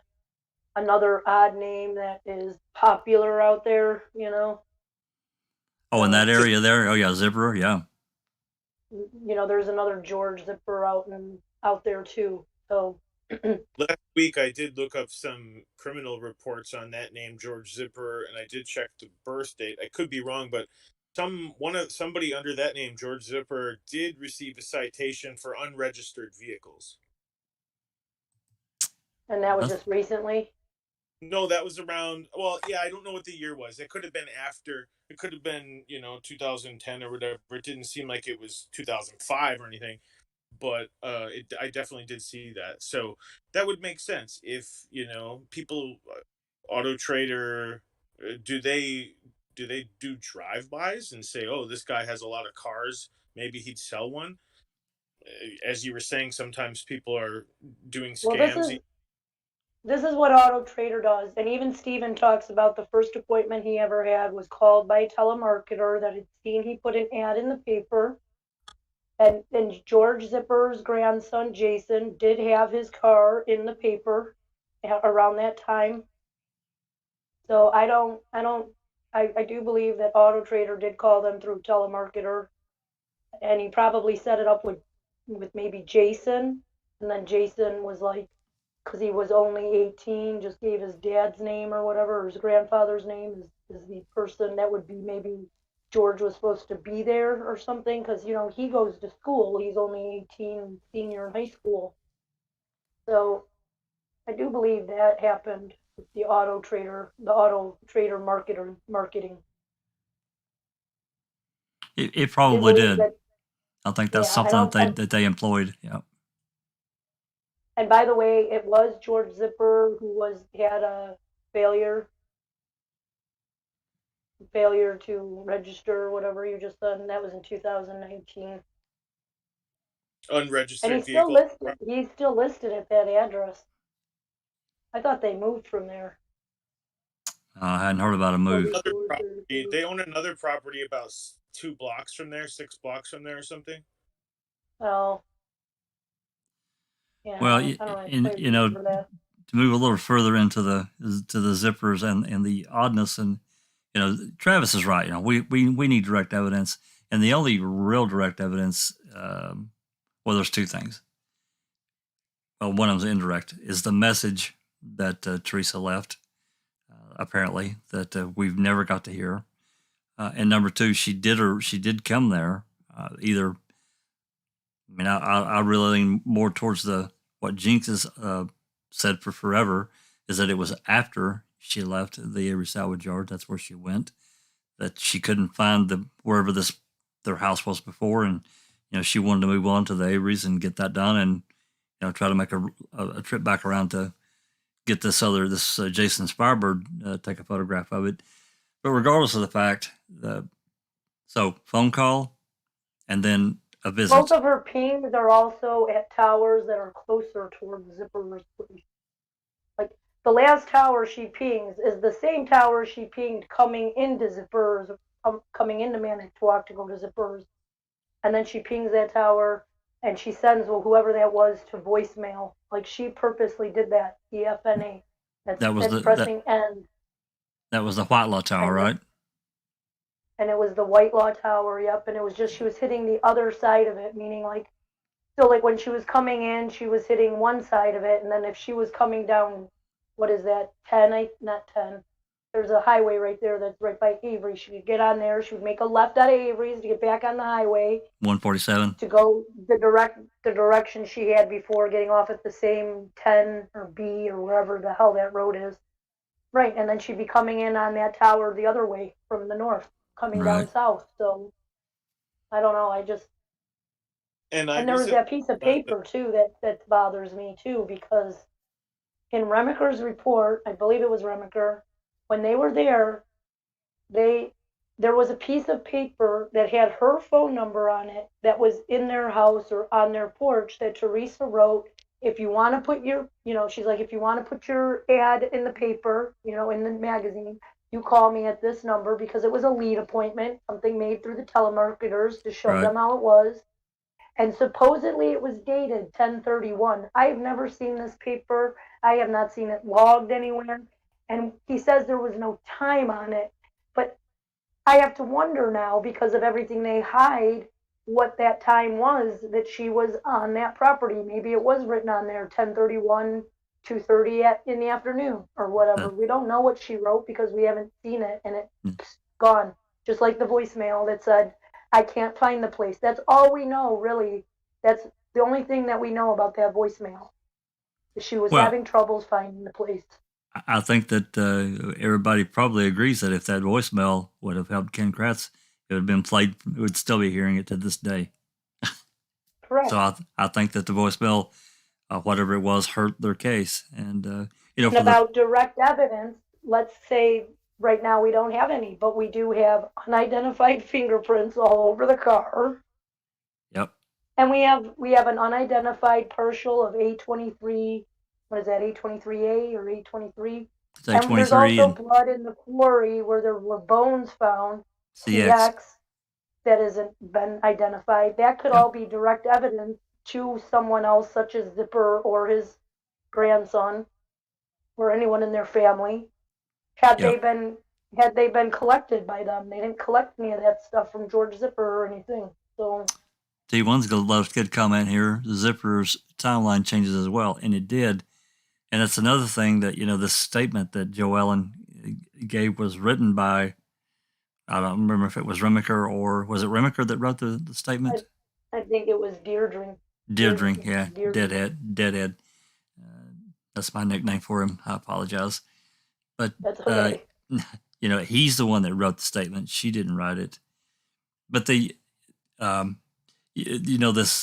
contact, and then they go by there, and then standing outside for 10 or 15 minutes outside before they are allowed in to talk about, this whole affair.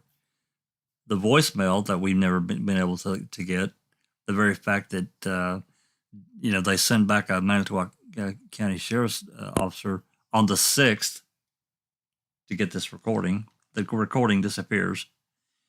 And the way George acted, this is the real puzzler.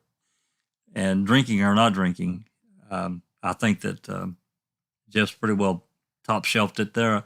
I thought it was weird. I still think it's weird. It sounds, I just don't like any of it. I've never liked it.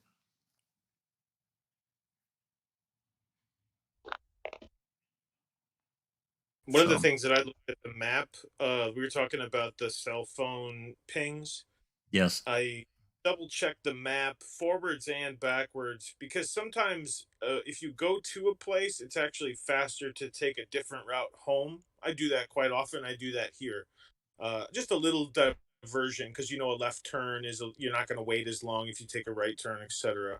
So sometimes if you look at the map and you run it back, if she was going home, if Teresa was going home, she goes straight on 147, past the German's house, past the restaurant, under I-43, and goes straight and then turns. That's the faster way to go. The only reason she takes a left is because someone has asked her to, or the appointment changed.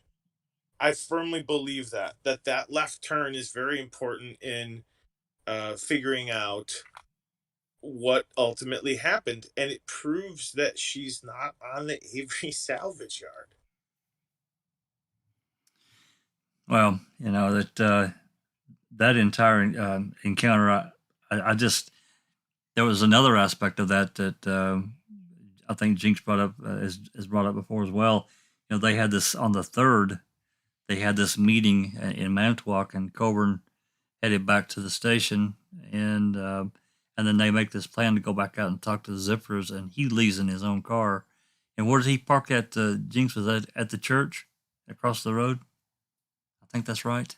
Yeah, he was at the church across the street from Zipper's place. And then they asked him too in that call about, did you find out who those plates belonged to?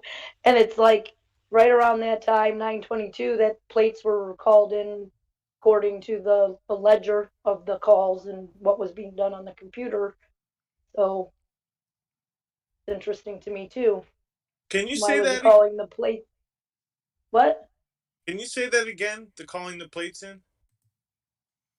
There's a dispatch, not dispatch? It's like a radio transmission between Remaker and Colburn. And Colburn had already left and went to sit by George Zipper's place after this meeting they had. And the other guys are en route to Zipper's place. And Deirdre's in the car too, so you kind of hear Deirdre say something in the background, and you can confirm what time it is with the dispatch over that you did get from Calumet that was time stamped to be like 9:17 or something. So about 9:17 p.m. and then Remaker's on his little radio with Colburn, and he was talking about he's over there by the Zippers, and Remaker said something to him like, "Did you find out who those plates belong to yet?" And he said, "No, not yet." And then it was like just 5 minutes later, there's the log. Of course, we don't know what time he actually called. He just says it was probably the 3rd. But there's actually a log ledger where it shows them running all the plates and stuff on the systems. And her plates were run at 9:22. So if he was looking at the zipper, if he was looking at the plates, like a lot of people suspect, then he was looking at them near Zipper's residence. Oh. Right? Yeah. Like that's what I draw from it. So, and I do believe he was looking at him, and I think somebody was with him. I don't believe what Jack. Oh, I think we lost Jinx. We have to relog Jinx. Yeah, Jeff. There's a system we've got the records for anytime a plate is ran by police or any of these agencies. It's logged into the system that the state controls, county, whatever. We have those records, and it shows every time a plate is ran, entered into the system. So it's interesting. I think it's interesting that I think it's really interesting that they didn't make a recording that particular night of that voicemail call. Why would they wait? You're waiting 3 days of probably the last recorded message that Teresa left anywhere, right? So why would they wait? Why not go ahead and take that message right then? Remaker, this video, there's a video of the message that is on Barb Yonda's answering machine, and you can clearly see it. I think Remaker took it. I don't know if it was what kind of recorder it was, but nonetheless, it was probably his phone, but it could have been some other type of recorder that was taking the meeting. He said it was his phone. Well, there you go. So this is November what? 3rd? November 3rd. The day that all those calls are missing from dispatch? November 4th is the day that we don't have any calls from Manitowoc. Nor do we have them from Jody either. The Jody calls from the 4th. No. And some other days. Stephen. Yep, and some other days with her, but yes, the 4th included. Yep. So, just I don't know the whether I don't know that we could really. You think about Zipper. I don't really know him as a character because he's not really ever. He wouldn't put on the stand. We don't really have a lot of frontline information more like we do say. Jolene, the wife, or Joellen. So the picture I have in my head of him is less. Before I feel it is weird, but I don't know that I could actually call him a Denny. Maybe I should, but that's just me. Well, then let's say Sawinski's wrong. Okay, it wasn't Bobby and some older man we don't know with a beard, a 60 or so year old man and an 18-year-old kid pushing a car up Avery Road. That could also be the description of George Zipper and Jason Zipper, who was his 18-year-old grandson, and he was in his 60s. I don't know what he looked like. I don't know if he had a beard. I don't know if he was big or tall. But when you describe an old man and a young boy in this whole case, the one connection that I'd make with that is the Zippers, because that was a pair that she had gone. She made the appointment to sell Jason's car, and George was listed. That makes it the 18-year-old and the 65-year-old or whatever he was at the time. Well, that fits the description, with two that we definitely know. I mean, I don't really know. Yeah, I don't know what either one of them look like. There's probably maybe a photo around of Jason somewhere. I've never seen a photo of George, I don't think, that I can recall. Well, there's only been the one in the paper from like the 70s, and it's black and white and from the paper, so and it's not very telling. Yeah, he wasn't an old man then, so. Nope. It's an interesting look at the Zippers, though. And that whole interjection. And I do remember just vaguely, of course, this is not direct proof, so don't anyone take what I'm going to say this way, but I remember the connection that I get from Couché knowing Zipper, and that's from Reddit from way back. This is way back in probably 2016, probably 2016, 2017 timeframe. That's what got me onto this case with the genealogy part of it, was because there was somebody out there making all these connections from Carmen Boutwell to being related to Teresa by blood, to the Zippers and Couché, and this person to that person. And in my research with the genealogy and what I've seen, I've never made the connection to Couché and Zipper. I haven't. There's supposedly his second wife has a maiden name that maybe his relative had or something like that, but I've never actually been able to. I think the connection is Zipper's aunt, the one that was making all of these noises about George Zipper back in 2016, and that Jason didn't do anything, but George Zipper might have, and just wait till she tells everything she knows about him. Her name was Shimmick or something like that, again, Shimmick, which is her married name, right? Yeah. And this is Jason Zipper's dad's sister, not related to Zipper, not a connection to Zipper. So I don't ever see the connection, because Couché's second wife was Shimmick Couché. She went by a hyphenated name and just happens to have the same Shimmick name. So somehow that's connected to Zipper in some way, but I really don't see it. Not as in George being best buddies or friends or even related to them at all.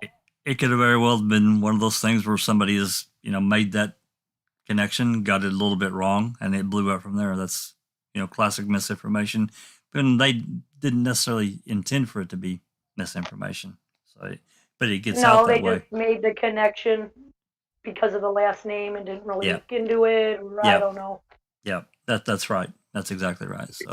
One of the issues with dealing with people who live in the same area is there are just naturally so many connections because the communities are very tight knit, and you're going to see that you're going to see connections, and people from the city might say, well, how could they cross paths? And I think it's just more likely. It's just people are more married to and similar names, right? As you said, there's a lot of Zippers, and that there's even one named George Zipper that's not this one that we're talking about. And so, it can muck the waters when you're researching and you're trying to keep everyone straight. And it is important to double check birthdays, etc. Exactly. That's my job. Okay. Anything else on the Anything else on the Zippers?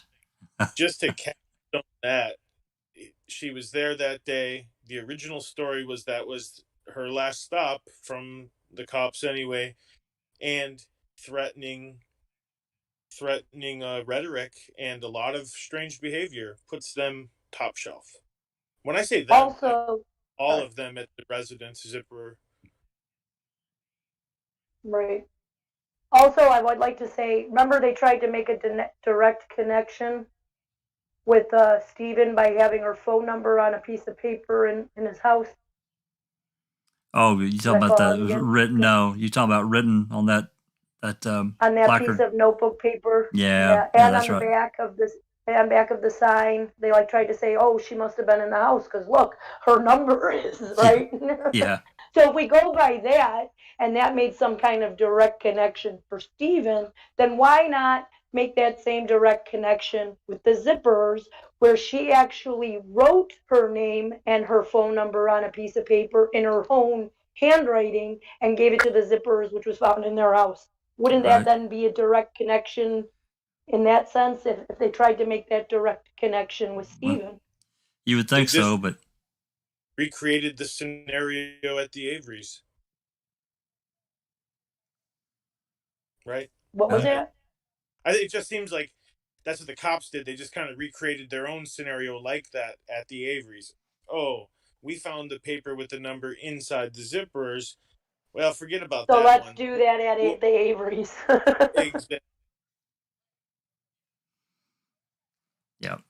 Just an idea, just an idea. So yeah, top shelf, for sure. In fact, now I got a lot of research to do. Well, there's plenty of available information out there. I mean, we've got a pretty extensive website at Foul Play. There's also StephenAveryCase.org, a lot of information there as well. So both places are excellent. There's just so much. I mean, I know that you're really just, getting your feet really wet into this, and there's a lot. It's a really complicated, a lot of connections that, they go a lot. They go up to a certain point that you can feel it. It's really connected forward, but then you have a gap, and so you can't go any further with it. There are rabbit holes out there that really they distract you, and they absolutely go nowhere at all. We have nothing more than just a little bit that's piques your curiosity, and you can't take it further. So, okay. Anything else about the zippers before we move on to if there's anyone else that anyone wants to talk about? I'm sure that there's interest in other people. I don't want to, beat this dead horse deader than it is, but talking about Denny suspects and what should have been done back then, and what could potentially be done now for what Kathleen Zellner's doing. And I'll say this while everybody's kind of the mulliness about. You think about her goal. Is to get Stephen out, and however this affects Brendan is a different matter. And just because if she were to do whatever, get a hearing and whatever, and Stephen gets out, that doesn't necessarily mean that Brendan's going to get out. Certainly, it could affect it. There's no doubt, but there's no guarantee there, and I think it's terrible. It because of just I made comment earlier today. I was on with. Paul Capaldi had invited me on, and we had this conversation before, and I've had it with other people that with we look at Stephen's case and we go through all the trial transcripts and see everything that was presented. Then we move to we're Foul Play is recording Brendan's trial transcripts now, and basically we've not started day 3 yet, but we're getting ready to. But just in the first 2 days, it's basically it's a 9-day trial, but the 9th day I think has really ended it. So it was really short, but basically first 2 days, it's all about Stephen. It's every bit about Stephen, and what the state was allowed to do, I think, was just it's just terrible because they didn't have anything else to go on except to play these coerced confessions and these excerpts of things that they captured. What Uyghur did to Brendan on the May the 13th, that he threatened him there at the end. And are you going to call? When are you going to call your mom? Well, I think I'll call her tomorrow. don't you think you should call her or not? Well, I was really, yeah, are you going to lie to her? Are you going to tell the truth? Well, no, don't you think you should call her tonight? None of that at the end of that whole interrogation that Uyghur and Fassbender had, none of that had anything to do with them withdrawing information from Brendan at all. That was he took direct action to prompt Brendan to create this event, which he knew was going to be recorded. And I'm sure he felt like, hey, if he does it, hey, we'll get this on some kind of recording, and who knows what we'll get. And they end up using it. So anyway, any other Denny related things that we would want to talk about? Any other people? Say them now. Did you guys discuss my favorite last week? Ryan? Yeah. We did to a degree, but we're certainly, hey, we can dive back into it. We named off actually several people, and we didn't really go too far in depth with really very many of them. So, what was Hugh gonna say?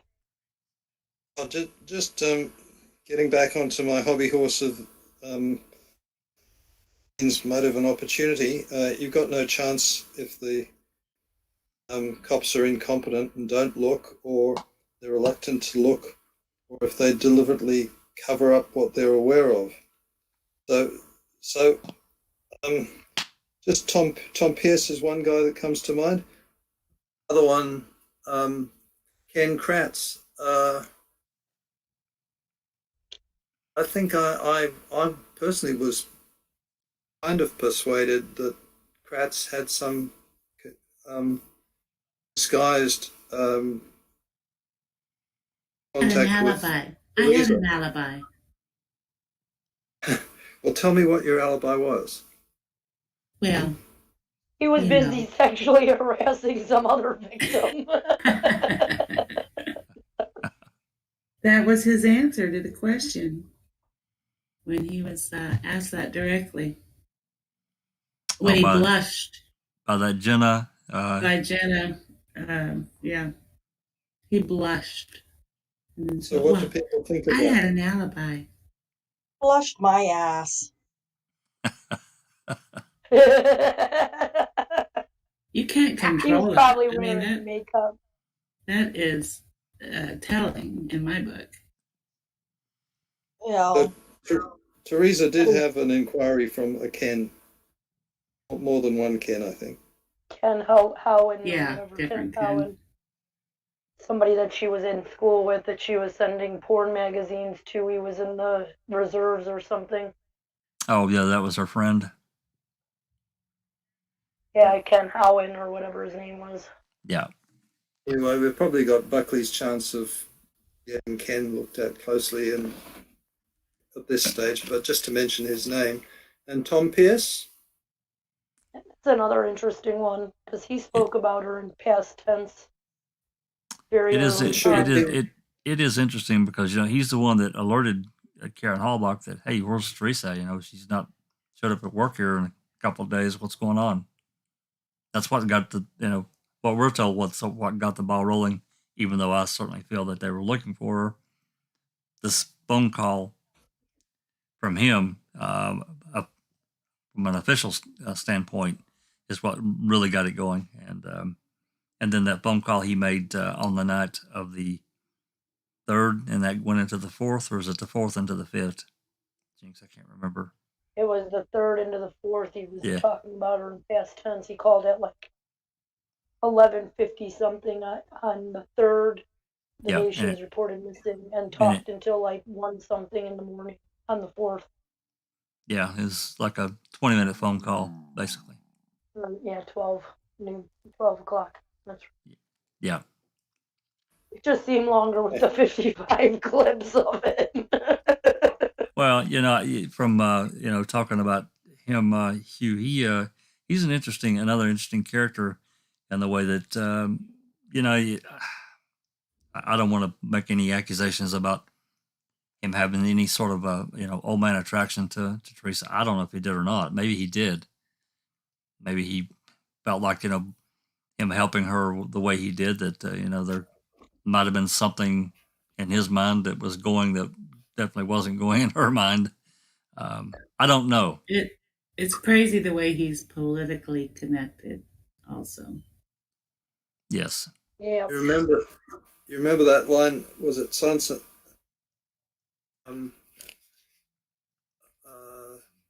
Silence of the Lambs or Red Dragon, but it was the line, we covet what we see every day. Yeah, Silence of the Lambs. That's right. Yeah. Not a bad I'll thought. resist the urge to mention Mike Halbach's name, but I just did. Sorry. But have we talked about Scott Blodorn? He was mentioned last week. I don't know how much we really discussed him because we, as I recall, we got off into some other areas that we didn't really talk about him so much. Being a Denny, only on we really talked about more of the, I think the Ryan end of it, and somewhat about Scott. But that's another one. Yeah.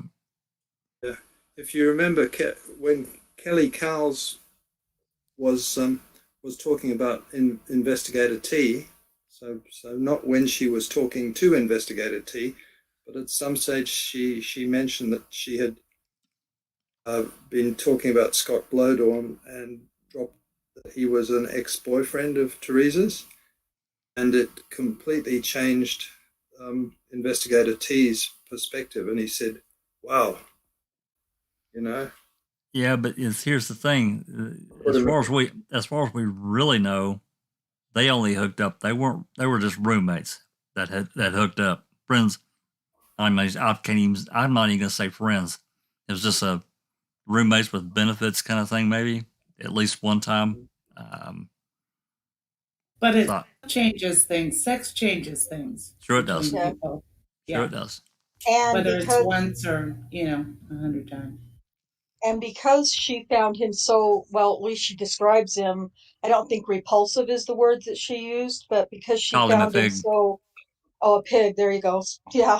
That I don't consider him a Denny necessarily, but that could be a reason, if she'd ever made any comments to him like that, if he approached her again for sex again, and she just said something to him like that, like, no, you repulse me, you're such a pig, you're dirt, whatever, that could be a motive in, for Blodorn, but angered him. But what's that?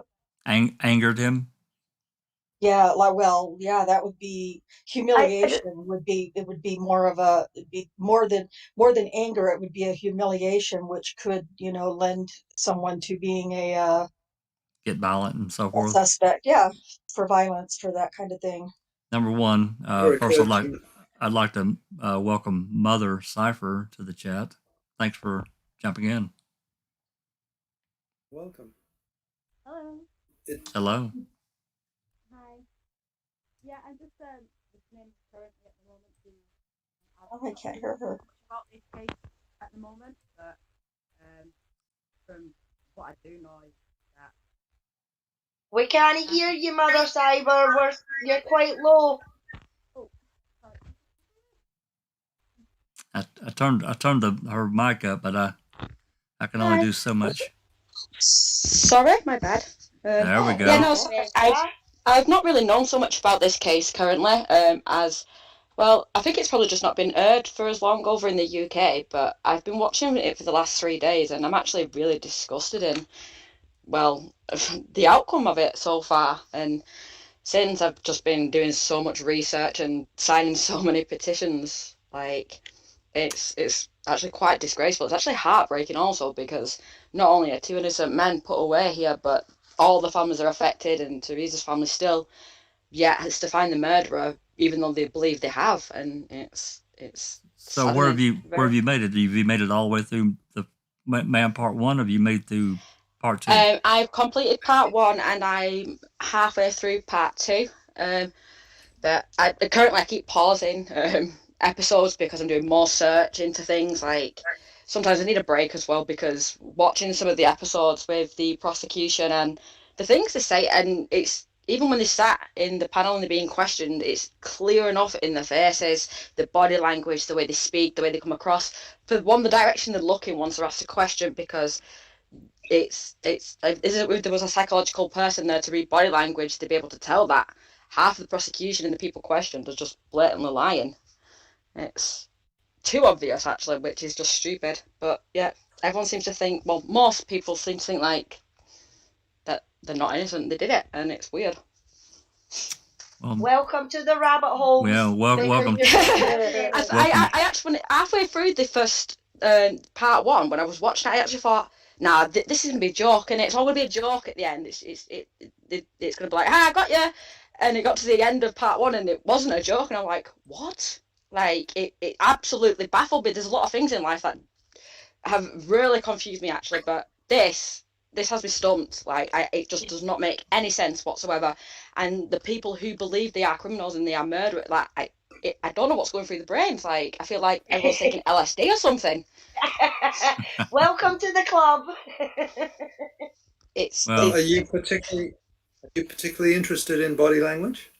I'm particularly interested in any kind of psychology. I've been studying psychology, the humans, a lot of anything to do with mental health, psychology, body language, children, adults, male, females, like the difference, how they think. Like, I'm very interested in it, actually, and that was one of the reasons. I think maybe it was a bit more obvious to me, like how this was kind of going to go, because I was picking up on the way people was talking, what they were saying, how they was reacting.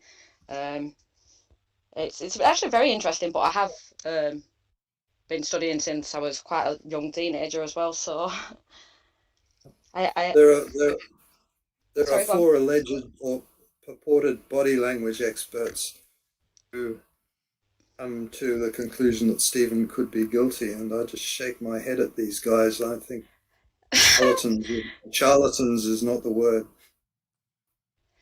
I see. I've not known this as of yet. I'm not sure whether that's in any of the episodes, or whether that's been researched and put across. Like I said, I've not really looked too much into it at the moment, as I'm only 3 days into being known of any of this. But for any body language expert to read that information, like, I'm now 29 years old, I've been studying body language and like psychology, not to mention I go through a lot of therapy myself. I regularly see a therapist, practitioner, nurse every single month of my life since I was 11 years old. I wouldn't pick up on his body language to say that he has done this, and like it's not a chance. No, not a chance. But even in one of the recent episodes I had watched, like, see, I'm not really familiar with all the names at the moment, but he was one of the one of the officers involved, basically. He was with Lincoln, Lincoln, I think he was called. Link. Yeah, the one that was with Link, who had found the key. The officer that was with him. That's Colburn. One. Who, well, him in a majority of the episodes as he's being questioned, just his body language, like in like the first 2 questions that he's trying to answer, you can tell, for one, there's different parts of the brain, but one part of the brain is where memories lie, and then the other part of the brain is where you create lies, basically, where it's imaginary. That's not from, and them two are 2 separate parts of the brain, left and right. And so when someone's looking at the part where you create an imagination of things of what happened, that's where they tend to look. If you're bringing up something from a memory that you do remember specifically happening, that's where you'd look again. And when the officer is being questioned, he's not remembering what the answer he's giving is. He's trying to counter the question and basically give a false answer. He didn't get a call saying, like, go check this part out because some plastic has been poking up through the field, so can you just go check it out? Like, why would he get that call? He weren't even meant to be involved in it anymore. Like, that's ridiculous. How people don't pick up on this is beyond me. It's weird. Yeah, we're with you, I think. There are people like these 4 body language guys who are just playing this for hits, and that pretty much is the way I see Dr. Phil as well. which is very disappointing. Oh yeah, because it was popular at the time, and not spending more time with it. And another thing that, not to go too far off into these actions and what we do see of the trial, in part one. If I rewatched it again. It was probably I watched many of the episodes singularly over since it aired, but I watched it in its entirety for the third time a few weeks ago, and watching Ken Kratz and his body language and these various stages of the trial and what he did and the pointing of the finger and the finger across the, moving this way or that way. And it was just, there were just several things that I never picked up on the first time I watched it. I just didn't pay attention to it. It wasn't my thing. I was more interested in the other aspects of it. So it's very interesting. I'm glad you came along and have joined us. And this is the entirety of the open mic, is to allow everyone a chance to talk about these various things that they see in the case that bother them, that they can't quite get, and how they could have moved as far as it did. It's really just, it's quite shocking, to be fair. I mean, to imagine as well, after being incarcerated for 18 years for, again, a crime you did not commit, which you could tell was so vindictively, like, pointed at him from people who just despised him and didn't like him, which was extremely clear, for him to do 18 years, which is unusual for him to get a life sentence for another crime he didn't commit, because 18 years ideally should have been knocked off that sentence anyway, because he did 18 years for something he already didn't do. So why that didn't happen is beyond me as well. But again, I'm not quite sure of the law in the United States as to the law in the United Kingdom. So, well, he, the 85 case that it was actually two different cases. He had the Sandra Morris incident, which is covered in part one, which he got 6 years for, which he should have. He shouldn't have reacted the way he did and pulled the gun on her. I don't agree with what he did there. But the other part, of course, with Penny Bernston, he didn't do that crime at all. And that he served 12 years beyond his 6 years for the Sandra Morris incident. So definitely... that whole, everything's driven from the see, now saying he shouldn't have pulled a gun on her, I kind of do understand that and everything, but as far as I was aware, I actually thought it was actually illegal to hold, to actually carry guns in the United States, and I'm not sure if, as far as I was aware, it wasn't lauded, and it could have been made out a lot different as to he pulled a gun on her, directed at her, screamed at her, pinned her down, but whether he had it in his hand to scare her a little bit to warn her off.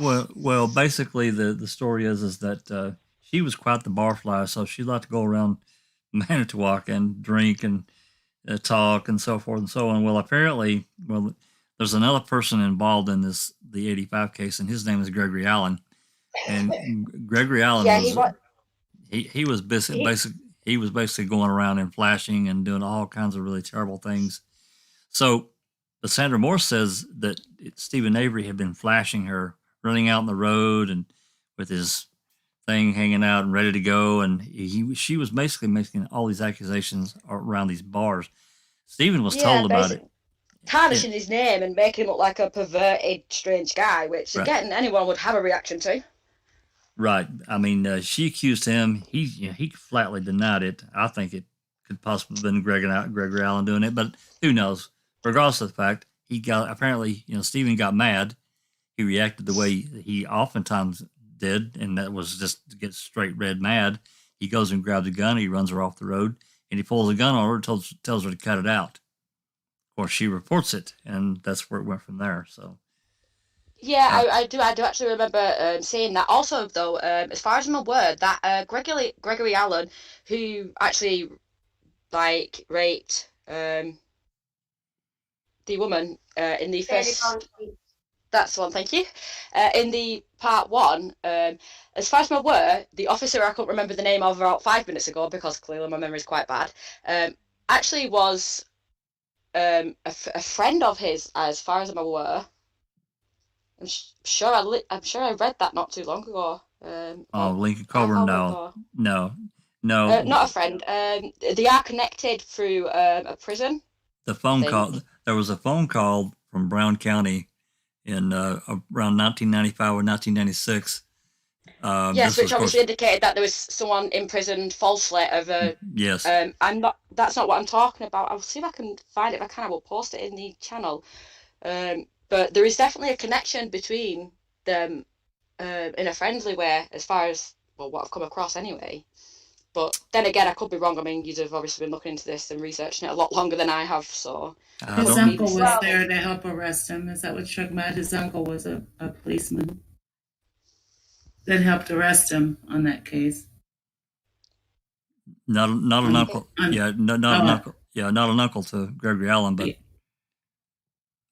the Penny Burnson case. Yeah, no, Steve's uncle. Yeah, Steve's uncle. Mother Cyber, I've got three. His name was Arlen. I've got three specific words, and it results to the justice system and the people in these cases. Right, the justice system is fucked up, and the fucking people are a bunch of tossers. That is 100% accurate, to be fair. Like, yeah. I actually can't believe that. I mean, yeah, he might put a gun on this woman and run her off the road, but you know why? That's because, like, there's no system set out for the people who are uneducated, who have mental instability, which clearly is an anger issue, because anger issues can fall under the category of mental instability, which, for me, when I have certain issues, like, I'm offered help, I'm given therapy, and that's not really as available, like, obviously, clearly for the people in America who are as uneducated and not as wealthy and etc. Like, they just have to deal with it, and unfortunately, so they don't know any better, and that doesn't change as they get older. They just get older, and so when someone acts out like that, it's not really 100% their fault. If anything, it's the society's fault, the government's fault for not giving these people the help that they need. You can't expect the human race to run perfectly robotically exactly how you want it when you're not giving each and every individual the same chance and opportunity in life. Yeah. So yeah, well, I mean, that whole situation, it really, I mean, for Stephen, it began this whole affair. I mean, a lot of us that have been into it for a long time. And then it affected Brendan extremely bad also, clearly. In his first interview, where he's in that interview room, you can see it was heart-wrenching. I'm a mother myself, and that was killing me to watch. Like, he had no idea what he was doing, and even at the end of the interview, the officer comes in and he says, "Oh, will I be back before such a time? Because I've got a project to hand in." That kid 100% fully thought he was leaving and thought he was going back to school, and that's right. It's shown in the interview, and it's so heartbreaking, because in that moment, he never in his life thought, like, he'd end up in jail for the rest of his life and never ever see the outside world again the way he did prior to that interview, and it's not nice. It's disgusting, in fact. Yeah. Clear as day. Well, for him, it was clear he had no idea. He just sat there and admitted to, under the direction I'm not sure he actually had an idea of what was actually going on. I don't think he actually knew that what they was questioning him to take into court. I don't think he actually acknowledged that. I think to him it was probably just random questions to him. I don't think he knew it was going to get used against him. I don't think he knew it was going to get put in a statement for him. And oh my God, he didn't understand it. And when his lawyer had his investigator take him into that room, I nearly threw up. That was vile. He wrote down the truth of what actually happened with himself that day, and his lawyer's investigator stood above him saying, "No, that made me feel sick to my stomach." Well, disgusting. Don't get us started on Michael O'Kelly, because him and Mr. Kaczynski, that's Brendan's second lawyer. His first lawyer was only there for about a week or 10 days, and he had to. But that was because he was connected to the Hallbox family of the sheriff, weren't it? Yeah. The Hallbox, yeah. The Hallbox family. Yeah. So but Kaczynski absolutely destroyed Brendan's case between him and O'Kelly, because they colluded with law enforcement in the state. There's no doubt they colluded, and they were in constant contact. Yeah, Michael Kelly. Oh my God, don't get me started. It's just this is what I mean. This is unusual. Like, how are people finding this completely normal behaviour? Like, your lawyer, your solicitor is there, whether you're guilty or not, to get you off that case, and that's what they're there to do. And unless there's absolute substantial evidence proving that you was, and there's not one little bit of DNA, in fact there's absolutely nothing apart from the words that the officers put into Brendan's mouth, basically. And it's weird that people don't find that. People seem to think that's normal. Like, it seems to be just a casual, normal, everyday situation. Like, what? Well, Like, just weird behavior. Unfortunately, it's. I mean, people are raised differently in the United States, and they absorb things differently, and they're taught differently. And unfortunately, there are so many in the U.S. that do not understand our Bill of Rights, the first 10 amendments, the Constitution, and what they really mean. And it's for protection. It's basically a check and a balance between, your right as a citizen of what the state can do or the government can do. So they don't understand it. So they just accept, it's like now you think somebody's got arrested. Well, they must have done something wrong, or the police wouldn't be talking to them. Well, really, that's not true at all. That's absolutely not true at all. That people they accept that as fact. Yeah, but that's an absolute, like, that for me, that's a strange way to look at the world, a very strange way. Like, the police have to interview and question everybody involved and around any kind of case, even some people that may not even look to be involved, like, just as a witness. That's just ideal. That's common sense. Like, I understand everybody's raised a bit differently, but I mean, common sense really shouldn't lack so much in someone who's going to have such a comment on someone's life like this, especially like Stephen has lost. Oh my God, every time I think about him, I get an empty feeling in the pit of my stomach of the amount of years that he lost. And it's just like, and people seem to, and you know what, actually, cat's got me tongue. I'm quite speechless. Well, we love the passion and, the anger and the emotion, and that's what's driven a lot of us, to where we're at. Dr. Silkman, welcome back. 3 days ago, I watched the first few episodes, and it had me, and I was like, I can't believe this. How have I not heard of this? How have I not seen the news? Like, to be fair, I have quite a lot of high anxiety, so in all fairness, I don't actually really watch too much of the news because my brain starts to take that way further than it needs to be. So I usually back away from the news, but I love documentaries and I love watching things around, like, crimes that have happened, because I've studied body language so much, and science. I love everything to do with science. So it's just intriguing for me to watch, and I can tell certain situations. So how I didn't come across this until now, considering this has been happening since 1985, basically.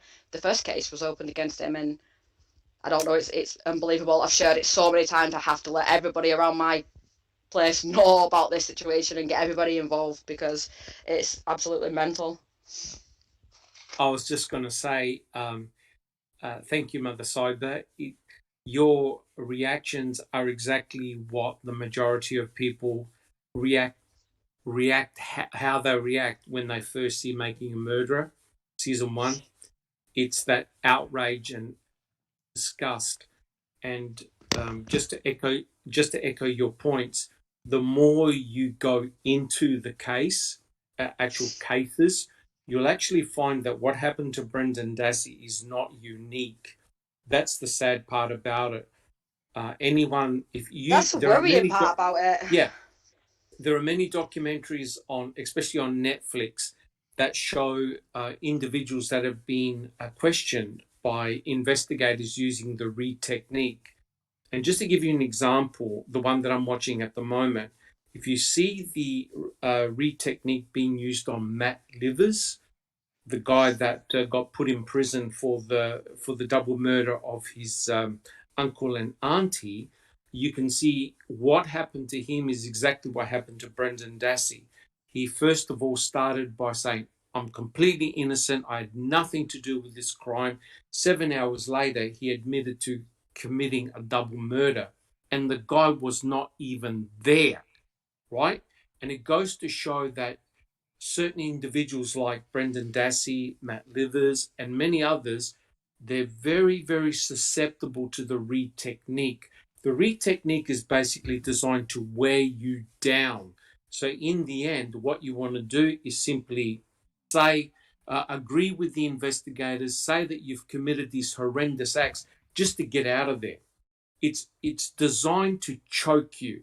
So the way the Reed technique works is that it gives you two options, an easy way out or a hard way out. You're still guilty, but, you know, the investigators say, oh, we understand, we'll help you, we're on your side, Yeah, blah, blah, blah. manipulation. But the moment you confess, you're dead in the water. So just take note, Mother Cyber. I understand your passion. You are exactly where we were 2 years ago. So Jesus Christ. Don't tell me this will continue for another 2 years. I won't be able to deal with that. I'll be flying to the United States and going mental myself. Almost 6 years. Correct. Yeah, almost 6 years. So the important thing to realize is that what you see happen to Brendan has happened to many, many people in the past and likely still occurring now. It's not unique. I thought it was, but the more cases you investigate, you'll see that that is one of the weaknesses of the Reed technique. If you're susceptible, like Brendan was, like Matt Livers was, and you don't have legal representation or an adult with you, you're finished. You are absolutely this is another finished. thing also. See, now in England, ideally, if we're like if one of us has been arrested and we're taken to the interview room, we literally do not have to say a single word until Correct. we have a solicitor present. Now, Correct. that doesn't go against us in any way. Like, you can sit there and no comment, no comment, no comment. Now, I kind of thought that would have been the same in the US, is it not? Like, Well, yes. There was no. See, this is the problem. People like Brendan Dassey and Matt Livers were told you don't have to say a word. You're free to leave. But the problem is they get dragged into it. The investigators are very, very clever in the way they question. And if you show any type of resistance, they'll say, oh, so you don't want to know what happened. Oh, you don't want to help this poor victim. So in other words, they prey on your good nature and good character to hook you in. Once you're hooked in, you're finished. Sorry, Nothing they do. No, that's okay. Nothing they do, Doc, and you can continue on, is that they say, well, you're not really, you're not a suspect. We need to talk to you as a witness. You may have seen something. But see, Correct. I don't know. Maybe it's because of, I don't know, maybe it's the education I've studied myself or something. But when I was watching the documentaries and the interviews, the investigators, like them two officers, they didn't seem all that smart to me. Like, the fact that they had so little patience and he just blurted out, so who shot her in the head, shows, like, very little intelligence to me. But again, maybe that's... Well, essentially, yeah, that was Mark Wiegert. Essentially, the investigators got frustrated because Brendan Dassey was simply echoing what they were telling him. Brendan Dassey did not come up with anything that was unknown. He repeated what they said. They put it in his brain. And when he wasn't saying it, he blurted out a random word. He could have said cats, and they probably would have used that against him. Like, what, you had a pile of cats to attack her? Like, well, if you say, yeah, maybe. Correct. Like, the thing is that Brendan did not tell the investigators something that was unique. In other words, only known to the perpetrator of the crime. And that's what really got the investigators really pissed off, because they knew that the victim, in this case, Teresa Horbach, was shot at least twice in the skull because they had the cranial bone fragments, right? But Brendan never mentioned any of that, right? Wasn't the bones actually proved to not be human? No, the bones, the cremains. The bones in the burn pit outside Stephen's window, I'm sure they was proved to be animals or something, wasn't there? No, there was a mixture of animal cremains, but the bones were definitely human. They were looked at by two forensic anthropologists. Human bones have got a certain morphology, and it's pretty obvious when a bone is human as opposed to an animal bone. Those But it's not cremains obvious to everybody, but no. You have to be a forensic anthropologist to tell. But once you know what to look for in a bone, it's obvious. Animal bones to the are eye. very different to human bones. Their internal structure is completely different. They were definitely human cremains. Yes, there were animal bones in there too, because a lot of animal carcasses and other body parts were burnt. When they used to deer hunt, a lot of the people there used to deer hunt and burn, especially some of the heads of the deers. So there were But again, the animal point parts is in there there. was no kind of flesh of any animal or humankind No, burnt in that fire pit. no, no, no, no. The upshot is that the cremains were dumped there. That's not the Yeah. primary burn site. But what I'm saying, getting back to Brendan Dassey, with him, he basically entrapped himself. For example, if he had a competent attorney with him, Brendan would not have said a word. The investigators would not have even spoken to him. Brendan would have walked out, which Right. means that they entrapped Brendan, and the only thing they had against Brendan were only his words. There was no physical or forensic evidence that tied Brendan to the disappearance or murder of Teresa Hallbach. Zero. So it was See, words and words only. one of the episodes I just watched also was of the appeal for Brendan. It was the cartoon drawing version. I think maybe MAM was not allowed in the room at the time with the cameras, probably. And his solicitor, his lawyer, is questioned as to, do you think the officers knew of Brendan's basically educational impairment?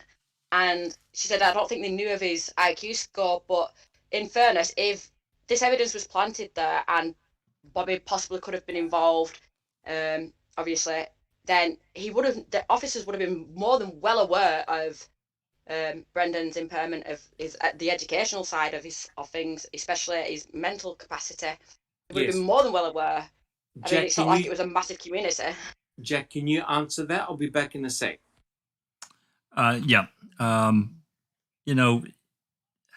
I don't know how aware they were, at least from a real testing standpoint, but I think that you have to go back. There was an interview that Brendan got pulled into on November 6th in Crivets and the officers. It was Jacob, somebody correct me here, Jacobs, and I feel like I'll give you my memory. I can't remember the other officer, but it wasn't Jacobs. It was Baldwin and Baldwin and O'Neill. O'Neill, that's it. Yeah, thank you. And this was November 6th, so this was literally they went up to Crivets to the cabin. I think they could tell right away that Brendan was pliable. It's very obvious, but I think they knew before that. I think they knew, and I think that's why they particularly chose him. Out of all the people they could have picked on in the area, they particularly chose him, and I think that was the reason as to why. I think they was well aware of his mental capacity and the way he thought and how easy he was to manipulate. I mean, how couldn't they not, to be fair? I mean, everyone in that community seemed quite close and well knowing of one another. Half of them were related, for instance. I don't know how much they would have actually known of his mental incapacities and shortcomings, on the 6th, but I do think that these two officers could tell right away that he was extremely pliable in that interview and could basically get him to agree. And, that information was probably passed along. How much, Fassbender and Wiegert and the rest knew. And that worked for them. Because he was the alibi witness. It worked for them. Yes. That he was easy to manipulate, because they would have gone after him anyway, because he was Stephen's alibi, basically. That's right. With Stephen that.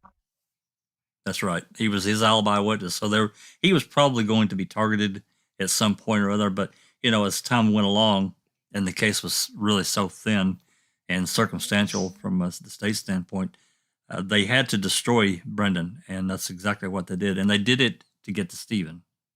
They don't care as long as they were after a conviction, not the truth. So. Yeah, that was that. I think that's even that's just they didn't care. This young boy with his full life ahead of him, and they had no fucks to summon, sorry, my language, to Nice. basically even think or consider him, like, the no mortality whatsoever. And people like that are very sadistic and manipulative, and really probably shouldn't walk this planet, in fairness. Like, that's a child. He was a 16-year-old child with the mind of an even younger child, and it's disgusting. Yeah, you can tell, and the phone calls and so forth, that we have a Brendan. He's just he's completely lost. You could tell in that interview, like you talked about a minute ago, he was completely lost. He's talking. Is this going to take very long? Well, why? Well, I need to be back in class by 1:30. I have a project to present. Well, you're going to be here a bit longer than that, son. You just get admitted to this horrific crime.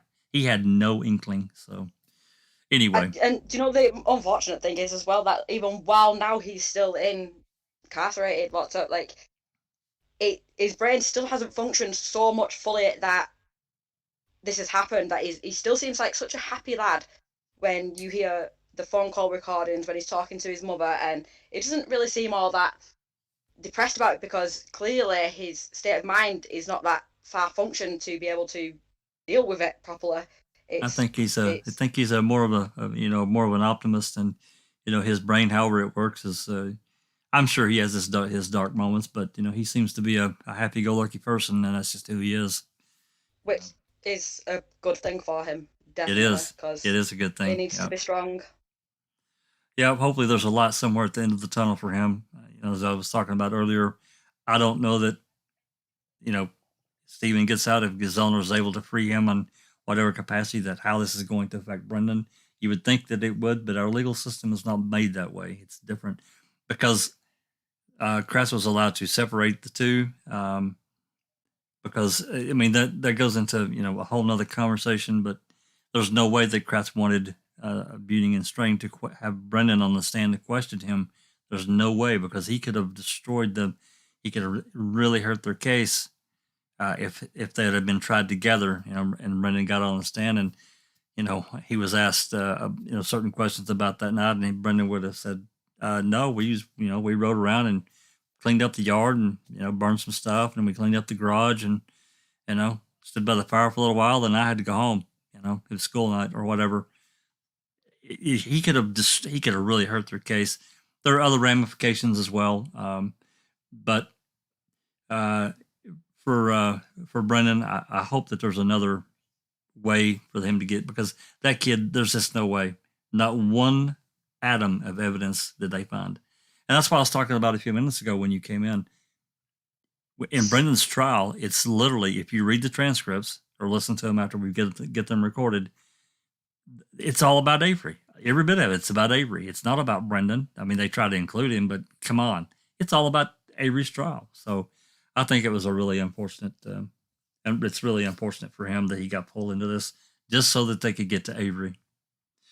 So anyway. It actually is because as well, if Brendan's case was more looked into as well and more brought up, once Brendan's case is demolished and dropped, then they have no case against Avery, because against Avery, because it all boils around the confession of Brendan. Like, if Brendan's confession is absolutely proven to be a lie, then there's no case against Avery. So why Brendan's case is not spoke about and brought up and invested even more ways? Without making a murderer, we wouldn't be here talking today, because I'm sure that at the time they never, these state actors and agents and officials, they never considered that this case would be so thrust under the microscope. And there's those of us that will not let it go until there's until we're forced to let it go one way or the other, that somebody comes along and says, that's it, there's nothing else short of new evidence, there's nothing else. I'm certainly not willing to let it go. It is. It's quite a scary thought, because despite there's so many people who won't let it go. I'm more than likely going to be one of these people now. The fact is that it's gotten so high up in the ranks that I have a dreaded feeling that this is not going to be solved, unfortunately, because obviously the police, the prosecution, judges, they want to protect the reputation of the justice system, despite the fact that it's bullshit. Yep, agreed. 100% agree. So it's scary, and well, I'd like to appreciate. I want to thank you for stepping in and coming on to our Discord and jumping in. This what this is all about. Ramble. Yeah, you took the link and you jumped into Discord and joined the conversation. That's what we want. We want other. And I've been after this since, as I said earlier in the podcast, since I watched the series 2 days after it aired, and from there I jumped into Reddit, and then from Reddit it went from there. A little bit on Facebook, not quite as much, but mainly Reddit, and then other means of social connection to dive into these the different pieces of evidence, things that we've got that that the trial lawyers Dean and Jerry didn't get. They never saw that has been FOIA'd and brought out into the public, things that nobody knew that point so much of what the steps that we're taking to convict, not find the truth, to convict. And I think it's wrong. It has to change. There has to be some kind of reform that forces a prosecutor. A prosecutor wields tremendous power in this country, in each county. And they have the ability to affect people's lives in such a detrimental way. There has to be some kind of accountability to say, if you're going to take someone to trial, that's fine, but you can't hide evidence from the defense. You can't hide things that are favorable to a defendant. There's just all these things that are in place, but they're not followed and they're not enforced when someone gets caught. Yeah, they might get slapped on the wrist or they might lose their job. And that's not real consequence to me. That is only a very small thing. They say, well, whatever, I'll go get a job doing whatever, something else. I'll go into private practice. So maybe reputation gets hurt a little bit, but this person that they may have locked up for 30 years has still been locked up for 30 years. Maybe they get out, but that's 30 years of that person's life. It's gone, and you don't get that back. I don't care how much money you give them. You never get that back. No. He's miswatched, his children. He's miswatched them grow. His relationships have broke down, and so he's probably going to miss the death of his mother and the birthdays. He'll never get the prosecution. They're fine whether the reputation's been damaged or not. They still got to watch the children grow. They still get to spend Christmas with the families, and that's the difference. It's disgusting. It is. And I just want to say, Mother Cyber, that when Jack said he has been on this case since 2 days after it debuted, debuted December 18th of 2015. Yeah. So we're going on 6 years. Yep. It's been pretty much something it seemed like every day, we're covering some aspect one way or the other. As Susan said, we talk about it a lot. We talk about various things that really stick out at us. But, keeping this kind of thing, talking about these various points in the case, you're newer to the case, which I think is important to, help guide you, give you, places to go where you can find what you're looking for to get your answers. I don't want what I say specifically to ever influence to say, you got to believe what I'm saying. I want to give you the information to say, you go decide what you think. Maybe you'll turn out and say, hey, I think he's guilty. And I'm okay with that as long as you've read the same information that I have. I don't. Yeah. Take one information. As soon as I started to watch the show, Making a Murderer, like I said, I was pausing episodes to do more research and look into more things because I've never been educated the way to just take information from one thing. I always say there's 3 sides to every story. There's their side, his side, and then the truth. So that's right. I take in as much information as I possibly can to come out with the actual correct answer. And to be fair, as far as I'm concerned, they're innocent. They are 100% innocent. And it's still shocking that people don't see them as innocent. Well, if you stick with it, you're certainly welcome here. We can help you in a lot of ways that we didn't have long ago to get information that you can read for yourself, listen to, watch. There's a lot of information out there now these days that can help you form your own choices and make your own decisions. When I walked away from MAM, the part one, way back in, as Susan said, December of 2015. When I walked away, I wasn't entirely sure about Stephen. I really had not really heard about the cases in any in-depth way at all, and certainly not Brendan. But I wasn't sure. The only thing I was really sure of, that due process had been completely thrown out. And due process is one of our fundamental rights as an American citizen.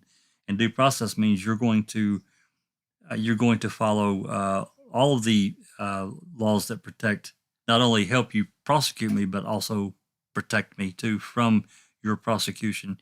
You must turn over all the evidence that you have. You can't just pick and choose. Oh, that looks pretty good. That might free this guy. You got to turn that over to the defense anyway.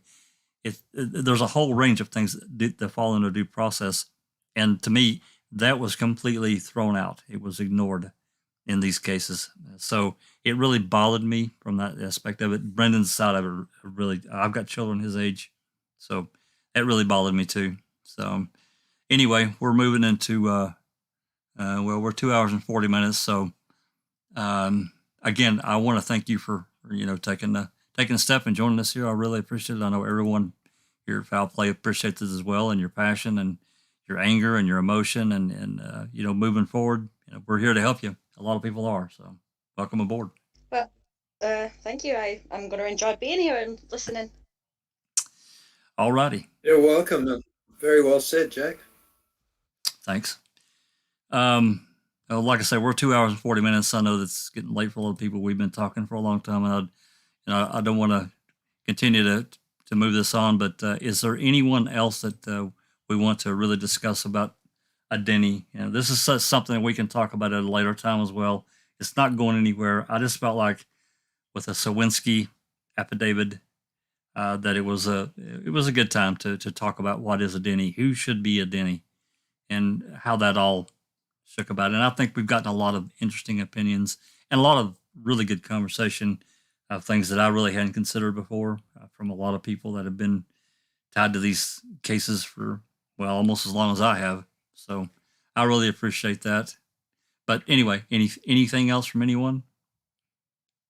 Any other comments? Any comments from out there? And I really haven't been following the chat as well as I've been kind of trying to scan at it. But Susan or anyone here been kind of looking, Alice been looking at the chat to see if there's anything that we can answer before we jet off of here.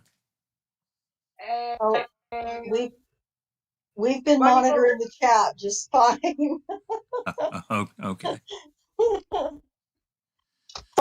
We're going to add some questions in the chat.